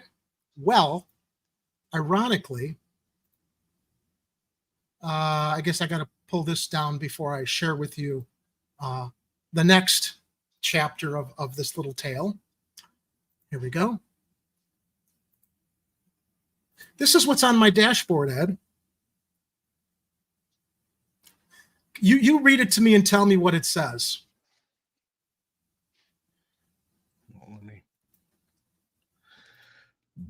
make my screen bigger so I can read. What's Residential disabled parking permit. And who issued it? City of Chicago Department of Finance. Yeah, the same entity that gave me the ticket claiming I don't have a residential parking permit. The mystery just grows, doesn't it? So, all right, great. So we've established the facts. I had a disabled spot I paid for put in to help me out. This is on my windshield, and I got a ticket for $75 that says I don't have a residential parking permit. And by the way, right? You're gonna love this part of it too. Okay, so let me stop that screen. Stop that screen, and let me also show you. This is exactly where the ticket was posted on my car, on my vehicle. Okay, ready? And this is the evidence that was uploaded to the City of Chicago's website in support of the fact I deserved the ticket. Ready? Remember, the ticket says I do not have a residential parking permit. And this is the evidence that they've got on the City of Chicago's website to show I don't have a residential parking permit. Your parking permit that says you have a residential parking permit? Now look at my city sticker though. See what it says at the top? It says none. It says it's current. Yeah, it's because you probably bought it at a currency exchange instead of no. I bought my city sticker before my neighborhood was zoned in July for residential parking permits. That mean I have to have zone 2166 put on my sticker. That's what I found out from Alderman Silverstein. Okay, so gets better. So I contact Alderwoman Silverstein's office and I say, hey, look, man, I got a residential park. The first thing out of their mouths were, do you have a 2166 on your city sticker? I said, no. Why do I have to have a 2166? Well, you know, it's residential zone parking. I said, how was I supposed to know that? Well, do you see the signs in your neighborhood? Do I see the signs in my neighborhood? Yeah, if I look up 12 feet in the air and look for them. In fact, I even shared an example of that with them that I'm going to share here. If at night I'm parking in my neighborhood and I decide to like look up in the dark to see the residential parking permit signs, this is where they're posted. And I also just showed the alderwoman where my parking spot was in conjunction with the all holy residential parking permit sign. Do you have a close-up of that sign? I don't, but I can share with you what it looks like in daylight. Okay, but the street lights can't even illuminate it. Yeah. Not that I even knew I had to have 2166 on my permit, because I said to her, you know what, Alderman Silverstein, I get a weekly email newsletter from you. Nothing in there about our street needing the 2166 zone stickers. I don't remember signing a petition that you have to sign to put this kind of zone parking on the street. And I said, you know, I looked at the sign closely and it said that was active this past July. I haven't been getting tickets for 2 months, so I don't know why I got them now. Well, we're sorry you have an issue with this. You're going to have to go trade in your city sticker to get a 2166 on it and pay the fee for the sticker, because my sticker's not expired till the end of October. Okay. Now, you know what this does to me, Ed. What do you think this does to me? It sends Jerry through the roof, basically. Especially when, God bless technology, my security camera actually captured this knucklehead who decided to issue the ticket. And also note how he's literally like looking around to make sure nobody sees what he's doing, ticketing a car at a handicap parking spot. Ready? Here we go. Is it presented? I just want to paint the stage for all this because it's going somewhere. Oh, there it is. Okay, here we go. Watch. La-di-da-di-da. Oh, wait, it's not playing yet. Hang on. La-di-da-di-da. Where is he? There he is. Checking stickers. Ooh. Looks at the plate, looks around. Takes a picture of the sign down the street that says residential parking zone and issues me the ticket and puts it on the windshield by the parking permit. Okay. So here's what now. Do I have a problem with getting 2166 on my sticker? Had I known and been informed, had it been on Alderwoman Silverstein's website, or had she notified people through an email? So you don't have to look for those signs. And you asked about that sign, and I'll show you what it looks like. Because the guy who issued me the ticket also made sure to include a picture of the sign that was like 2 cars in front of me behind the bushes, or behind the foliage. Here we go.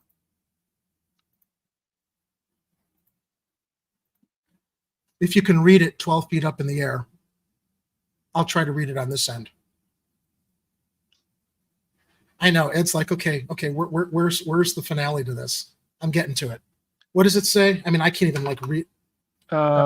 Effective July 7th, 5 p.m. to 9 a.m. except vehicles display no parking except vehicles displaying permit 2166. Okay. Okay. Does your other permit, not the sticker, but the permit actually mentioned 2166 in the zone? No, the yellow permit was issued by the department. But here's the killer, okay? They should have just sent you a new one when it went into effect. Here's the kicker, though, Ed.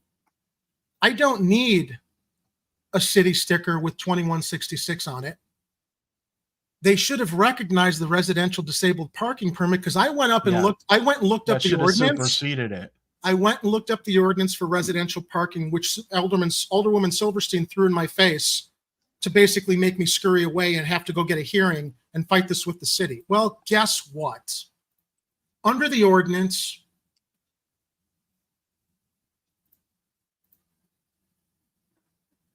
according to Municipal Code 969-020A, subparagraph 8 on residential parking permits, residential zone parking permits, persons with disabilities, if a residential parking permit zone is in effect at the place of a residence of a person with a disability who is an owner of a vehicle licensed to a handicapped individual, as the term handicapped individual is defined in section 3.56-05 parentheses A, such person shall be exempt from the residential zone parking permit fee set forth in the subsection A4 of this section. Now it says fee.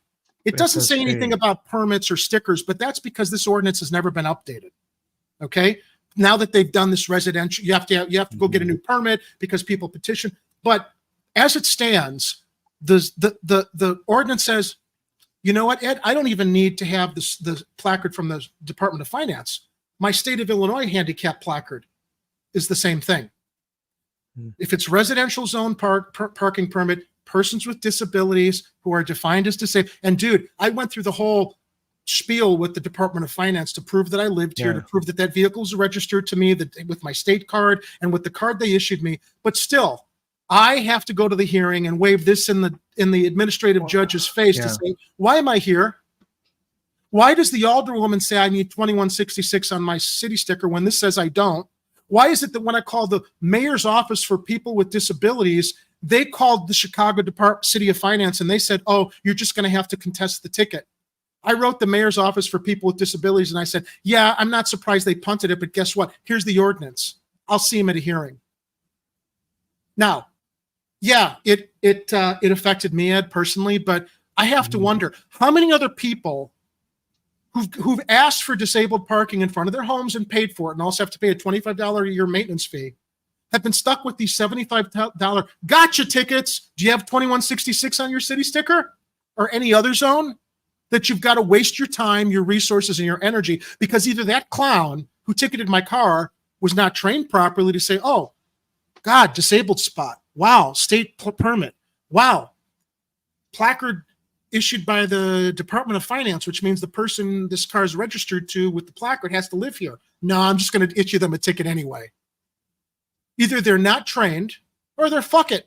I'll let this person, I'll meet my quota and have this person go fight it in court, or roll over and pay the $75.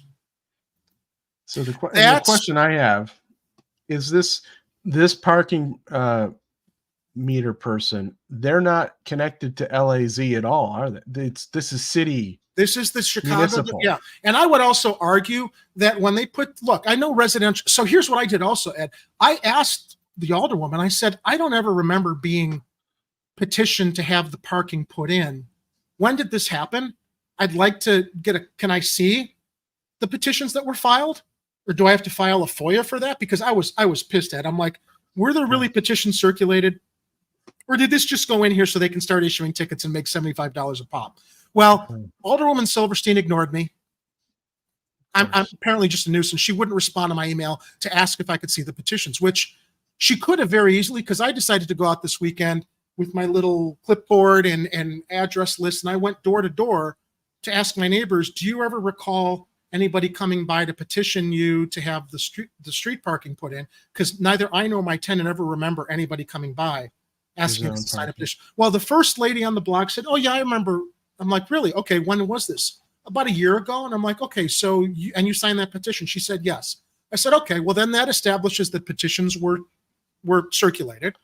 And I wasn't going to question her. I figured if they did circulate petitions, maybe I wasn't home when they came to my residence, even though and I said, so when did you find out that we had to get the city stickers updated? She said, oh, it was a few days before they put up the signs. They put doorknob hangers on everybody's homes. A few days before they put the signs up. Right. Wow.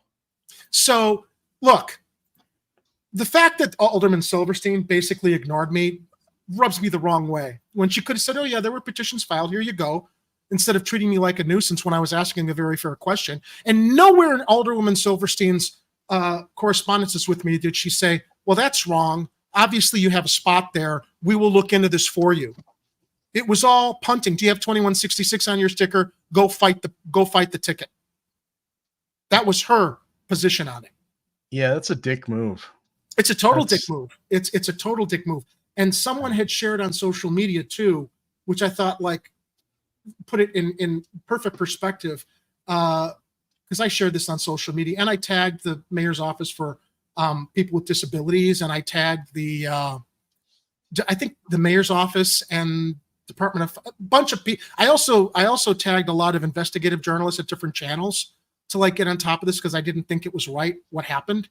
And I am gonna go fight it in court now. But the other thing that strikes me, Ed, is that this is quite literally a violation of my civil rights, because the ordinance says I don't have to have that on my sticker. I don't have to, as a disabled person, they should have recognized all this. So why do I have to go through this? It is a violation of civil rights under Americans with Disabilities Act, I think. Yeah. So I've been trying to find a disabilities attorney to basically, I don't know, sue the Department of Finance, since they're making people like myself have to go through all this when we shouldn't have to, when they're wasting my time and other people's time. And according to this section that you have on the screen right now, you're entitled to a free zone parking permit sticker with your zone number on it, and they should have sent that to you. I guess they don't do that. Since I think the residential parking permit code has been updated, because when I looked at it as it exists online, it's mostly talking about Wrigleyville and Lakeview, because this residential zone parking permit stuff basically was introduced because of people around Wrigley Field who were pissed off that the parking was taken. Then it spread throughout the rest of the city. So they have not updated the ordinances since it was originally instituted to speak to what you're saying. Well, if you're disabled, why do I have to go change the city sticker? I mean, look, obviously they should just recognize the disabled sign, recognize the permit issued by the Department of Finance, and call it a day. But yeah, they essentially, I mean, yeah, Wrigley Field or anywhere where there's high traffic where people are looking for parking, and then it's right around a residential area. This also happens in places where public transit stations are. You'll find a lot of places around the city where you have to, if you want to park in an area that's residential, that's near a place where people try to travel say somebody who needs to catch the red line at Addison or something, you can't park over there because, well, partly because the ballpark is over there, but also because you have residential area there. And if somebody decided they were just going to park on a street at that stop and then take public transportation down, you're taking up a spot for a resident in that area. And so I understand why zone parking exists. I just think that it's hard enough for people to find parking in the city now, especially since they sold off the parking meters to that company for 75 years. Well, and and that doesn't have to do, this doesn't have to do with the parking meters, but to the point when I asked the alder, when my neighbor said to me, oh yeah, they notified people a couple days before the signs went up, I still went through all my emails from Alderwoman Silverstein, and I saw nothing in her newsletters that she sends the ward, nothing posted. I'll give Andre Vasquez credit, because I did, when I went residential permit parking, he's got a whole page dedicated on his website to letting his people in his ward know that this is what they're supposed to do, although it doesn't address the disabled part of it. So yeah, I just think that the way that all of this is handled, and it's literally people who have a job to enforce the law deciding to overstep their reach to make it more complicated for other people because they don't actually know the ordinance. And as I said, I think that ordinance does need to be updated because the language of it in spirit supports me, but they aren't giving out residential parking stickers. You have to get your zone on your city sticker, and that's not identified. So it shows all the ordinances are like outdated. Although I do think that what's in there does trump my claim, because I'm disabled and I had 2 forms of identification that my vehicle is registered to a disabled person at this address in this residential parking zone. So if there's any other disabled people out there who've gotten tickets while parked in their disabled parking spots that they've asked the city for, email Jerry at Chicago Corner TV. No, email Jerry at Chicago Corner. We're at chicagocorner.tv. Jerry at chicagocorner.tv. I'd like to know if anyone else has experienced this, because if I can't find an attorney to take this up the ladder of justice to basically tell the Department of Finance, stop fucking over disabled people trying to squeeze $75 out of us when you shouldn't even issue these tickets to begin with. I'd like to see if there are anyone else out there that's gone through the same bullshit that I have, because it shouldn't happen. We have enough challenges in our life that we don't need to deal with this bullshit. Regular residents shouldn't have to deal with the bullshit of going and getting numbers on their stickers, because now there's overreach because of what happened at Wrigley Field with the residents there, and suddenly every neighborhood thinks, oh well, we need restricted parking in our neighborhoods. You know, if I have guests over, I've got to go buy a book of parking permits. I have to pay for parking permits to let people visiting me, though nobody does, parking on my street in front of my building, come see me. Why do I need to pay the city for parking permits if I have people coming to visit me? It's the $75 tickets they can issue up and down the block. Yeah, I knew she was Kathy. Look, I've had my experiences with her. I've as of the past year or two, I've had some questions about her when I've discovered other things, specifically in regards to the library that she was trying to organize a private sale for to a foundation she was a member of. That's what Moise Bouani brought to our attention when he was running for alder person in the neighborhood. But, you know,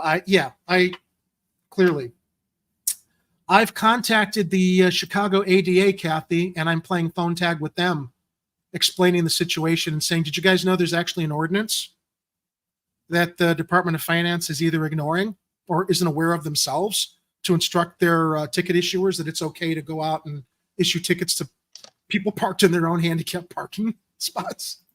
Yeah, she's suggesting Access Living, and they have a website. Well, ultimately, Access Living won't be able to do anything. What Access Living can do, though, is I can tell them what I'm going through. And if they have any advocates for disabled people when it comes to the mayor's office for people with disabilities, or the JAG office at the Department of Finance, whose response is, well, you're just going to have to go request a hearing. Why? Why are you wasting my time when we just saw what the ordinance said? That's what I want to get the word out on. And you know what, Ed? I went all the way to Jefferson Park and got the $21.66 on my sticker and paid the extra $5 fee. So I could park in the spot I asked for unmolested for the next month until my city sticker expires. But for 2 days, I'm just like parking a block away at a meter with my handicap card because I'm afraid of getting $75 tickets in front of my house. It's punitive. That's my handicap parking story, everybody. And it doesn't just affect me. It affects anybody who's disabled, who drives a car with any kind of disabled permits that, finance is going to ignore so they can meet their quotas and squeeze an extra $75 out of us. And thank you for that story, Jerry. And that story was brought to you by Chicago Corner Merchandise, now available at chicagocornertv.com/shop? I think it's shop. Yes. chicagocornertv.com/shop, which will bring you to our all-new Fourth Wall merch store where you can get the Chicago Corner Classic Beverage mug or the Stream Cat Oreo beverage mug. Isn't that adorable? And you've got Laser Eye Jerry and Laser Eye Oreo on a pint glass. The all-new Stream Cats Oreo style t-shirts that look like that other logo from that beer company. Available in light and dark colored garments. You can also find that logo on a pint glass. Chuck the Alien, that dude, he made a shirt. And now if you're in the UK, you can order a version of that shirt as well. I was told by, was it Big Mr. Firebird? He was having trouble ordering stuff from internationally. If you order, yes, but the shipping is really high. The cool thing about the Fourth Wall merch store, though, is you can choose certain items that are available to be shipped in certain areas of the world. And so there is someone who will manufacture the shirts in a place that will ship to you.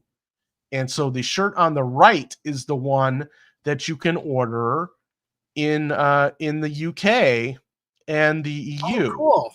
So if you're in Europe or England and you want to order a Chuck's Intergalactic Pizza delivery featuring the finest pizzas from planet Earth as seen on Chicago Corner t-shirt, you can order the one on the right and they will ship it to you locally. It's interesting. The t-shirt styles are a little bit longer, unless maybe that's just a size for somebody skinnier. There were many different t-shirts to that you could order, and there were like a unisex style or and the ones, and it's very possible that the unisex styles that are available in the United States might be a little wider for any number of reasons, which I won't delve into. U.S. diet is terrible. That's true. But it's nice to know that we are able to, when possible, to offer things to some of our fans watching in other countries. And so if you see a design and you're wanting to order it, but you're worried about the shipping costs and you're in another country, get in touch with us and let us know which one you want to get, and I'll see if I can get it into the store for you. Yeah. The least we can do for our international fans, and we appreciate them. Yeah, so we got that. Also, did you know you can donate to Chicago Corner through Fourth Wall? I didn't know that. I didn't know that either until I scrolled down to the bottom of the shop and said, hey, wait, people can send us money through this thing too?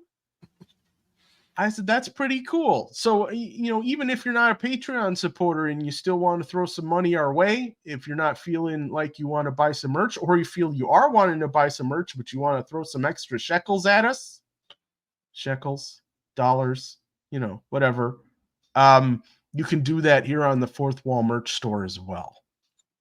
So that's pretty cool. And I'll have to update that graphic to throw Oreo in at the bottom graphic there. Little Oreo. Did yeah. How long did I take to tell that story? It went on for a while. Well, Kathy says they have lawyers sue the city. The simplest I think the simplest sentence that describes why I went off like that for 10 minutes, somebody shared on social media. It's as simple as this, why I get outraged at this stuff. Why? because when people tasked with enforcement subvert and abuse their purpose, that's an example. And I'm not the only one, and that's not the only circumstance. It happens everywhere with people who aren't disabled. The way that they use the gotcha tricks to like try to pick your pocket of an extra $75, or whether it's the traffic cameras with the yellow lights that were timed shorter. There is a culture of trying to figure out how to nickel and dime and steal money from people in this city who are just minding their own business, doing their own thing, that shouldn't be bothered by this bullshit. Kathy's asking us where the con merch is. Leprechaun. We need to make something that's worthy of your dollars, Kathy. It's going to take a little while to make something that goes, oh yeah, okay, that was worth the wait there. I've already tried, and online AI generators have yet to adequately represent Lori Lightfoot looking like a leprechaun, and I just don't have the time to sit down and draw it myself. Yeah, I'll find an AI generator that can do it, but I haven't found it yet. I have been trying to acquire photos and different graphic elements so that when I do get the inspired, or we figure out an idea that's going to work on merchandise, that I'll have all the resources that I need to make the proper con merch for you.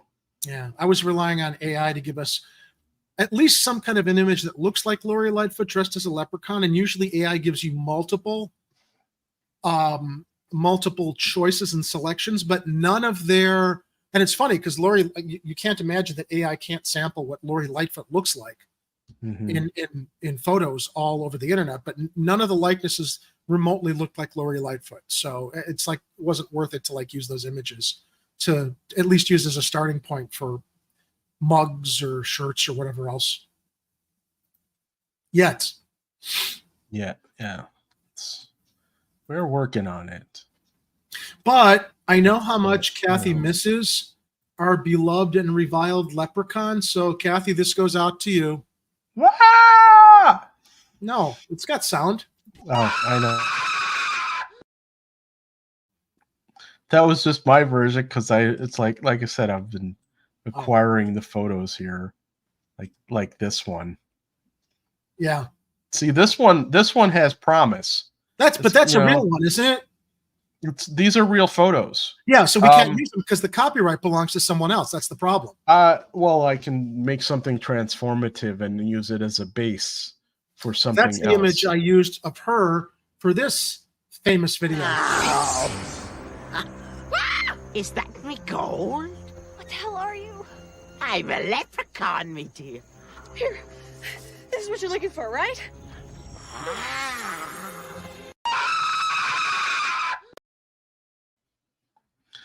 Yeah. So that's when she was out campaigning. We're limited in the content we have for Lori Leprechaun, and I'm trying to figure out the best way to present that as something that can be merchandise. Look who joined us late in the game. Oh, well. Oh, wait. No, hold on a second. Aren't we too low rating for you to be watching us right now? Why are you watching us? I thought you've got more numbers on your page. Why would you waste time watching two schmucks like us or engage in any kind of debate or agreement or disagreement with us? You're clearly curious. I guess maybe we are. Look, I personally want a high quality weather grade, military grade winterized tent for myself, but I don't want to live there for a long period of time, is all I'm saying. Let alone a 3-month stretch of Chicago winter. And I don't necessarily trust it, especially considering the weird and insanely crazy weather patterns that we've seen with hurricanes and rains and floods and all kinds of other stuff. We don't even have to get into the winterized versions of that stuff. I mean, these are situations where an actual permanent structure would be a much better option, especially for long term. Because as Mr. Littleton shared with me on Facebook, a lot of the 50 schools that I mentioned, they're asbestos laden. They're not. But you know what? Here's the thing, Jeff. I would imagine that Mayor Johnson probably wants to reopen those 50 schools, maybe not all at once, but at some point. So some investment in fixing some of these schools for the winter for the migrants, which is supposed to be a short-term solution, would have those schools ready to reopen maybe next spring or maybe the following fall. So you'd already like be fixing the buildings that are going to need to be reopened to serve as part-time refuge for our migrants. Secondly, I'm not that clear or happy with the idea of wondering who's going to get the federal money renting out these tents or other facilities, federal money that's going to be taken away that could actually be invested in structures already around the city that once they've served their purpose short term for the migrants, once they find housing, can then be used, I don't know, maybe to house other homeless people after that. I still think the homeless people should be housed at the same time. The point of the matter is we've got plenty of existing structures all over the place that we don't need to make some fucking contractor rich putting up the military grade tents in the middle of the winter or before what's going to be a brutal winter when the money could go elsewhere and actually last a lot longer, I think. So sorry you missed the beginning of our show, but we did talk a lot about that. And I should also correct, it's not 2-bit, we're half-bit here. Yeah. At best. Thanks for watching. It's actually a good time to get the hell out of here while we're on a high note, right? May as well. May as well. All right. I want to thank you all for joining us this evening on this flavor-packed version of a Taco Tuesday edition of Chicago Corner. And I hope you will join us on Friday around 7:30 p.m. Central Time, where Jerry is driving the ship or steering the ship, captaining the ship, one of those things. I will be taking the command chair, Mr. Heller. And hopefully not trying to do one of those slingshots around the sun things, because that messes with time. Yeah, maybe I think we need to mess with time. I've said it before and I'll say it again. I think we are stuck in the reality where Steve Rogers did not return all 5 of the Infinity Stones. Oh, speaking of alternate reality. Actually, I did want to get this out one more time. I've mentioned it in previous episodes, and someone was criticizing us in a video I saw on Instagram about the parking meter deal. Someone was criticizing us? They were making fun of Chicago's parking meter deal because of what a terrible 75-year deal it was. It wasn't and it was a terrible deal. And they were like, well, they have no idea how the hell they're going to get out of that. I know how they get out of that. And it is, I dare say, a genius idea, which will also guarantee we have a really interesting future. And the idea, Jerry, is that Chicago reincorporates as new Chicago. Buck Rogers, New Chicago. Yes. So we become New Chicago. Then basically the city no longer has to deal with its current obligations, debt-wise or otherwise. It can completely void the parking meter deal. It can restructure any type of pension obligations into something more reasonable. And it can move on with the future with a brand new credit record that it will be untarnished by all the crap that Daley and Rahm and Lightfoot and all those other terrible mayors did. And if you've gone so far as to explore the legalities, they could do this. They could we could reincorporate the city or any entity. I think they can reincorporate to avoid all that kind of stuff that preceded. You would obviously have to get a lot of people on board with the idea, and then you just get the city council and the mayor and a team of lawyers to reincorporate the city into New Chicago. And like you said, then we are on the Buck Rogers timeline. All right. So long as Pamela Hensley as Princess Ardala visits him, yes, swanky 25th century disco gear that she was sporting. The disco dancing, the tight nylon outfits. Let's be careful. We don't want to offend people. Look, I'm just saying that it was a very attractive time. It was the 2500s. Yes, and the 1980s in which those shows were produced. So again, I want to thank you all for joining us. I've heard that Uncle Warren from Extra Bulla might be putting on an emergency show that he may already be streaming on. So I might jump over there to see what's going on. What's the emergency? Thank you. Well, emergency, impromptu, or just, spur of the moment, decided he wanted to stream kind of show. But I'll look forward to that. Thank you all for joining us once again. Take care of each other. Hydrate properly. Don't overhydrate. We told you about why. But, drink plenty of fluids, but the appropriate amount of fluids. And we're talking about water fluids, not, although yes. I never want to tell other people that how much they should drink or shouldn't drink, as you saw in the show intro. Yes.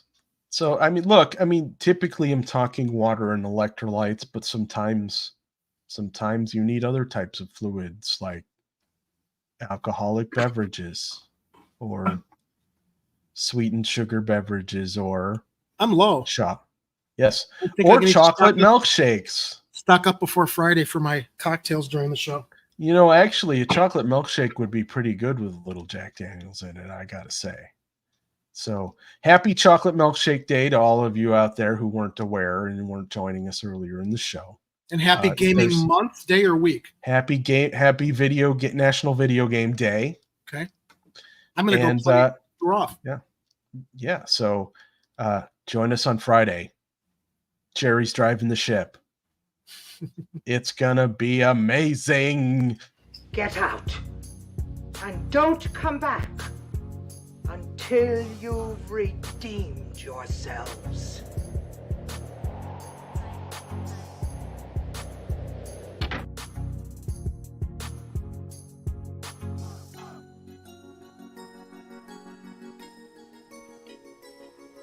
You're still here? It's over. Go home.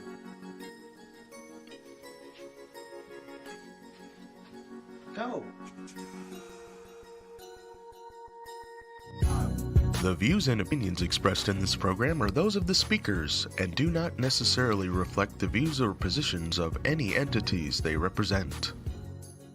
If you would like to be a guest on Chicago Corner, please email our host, Jerry, at chicagocorner.tv.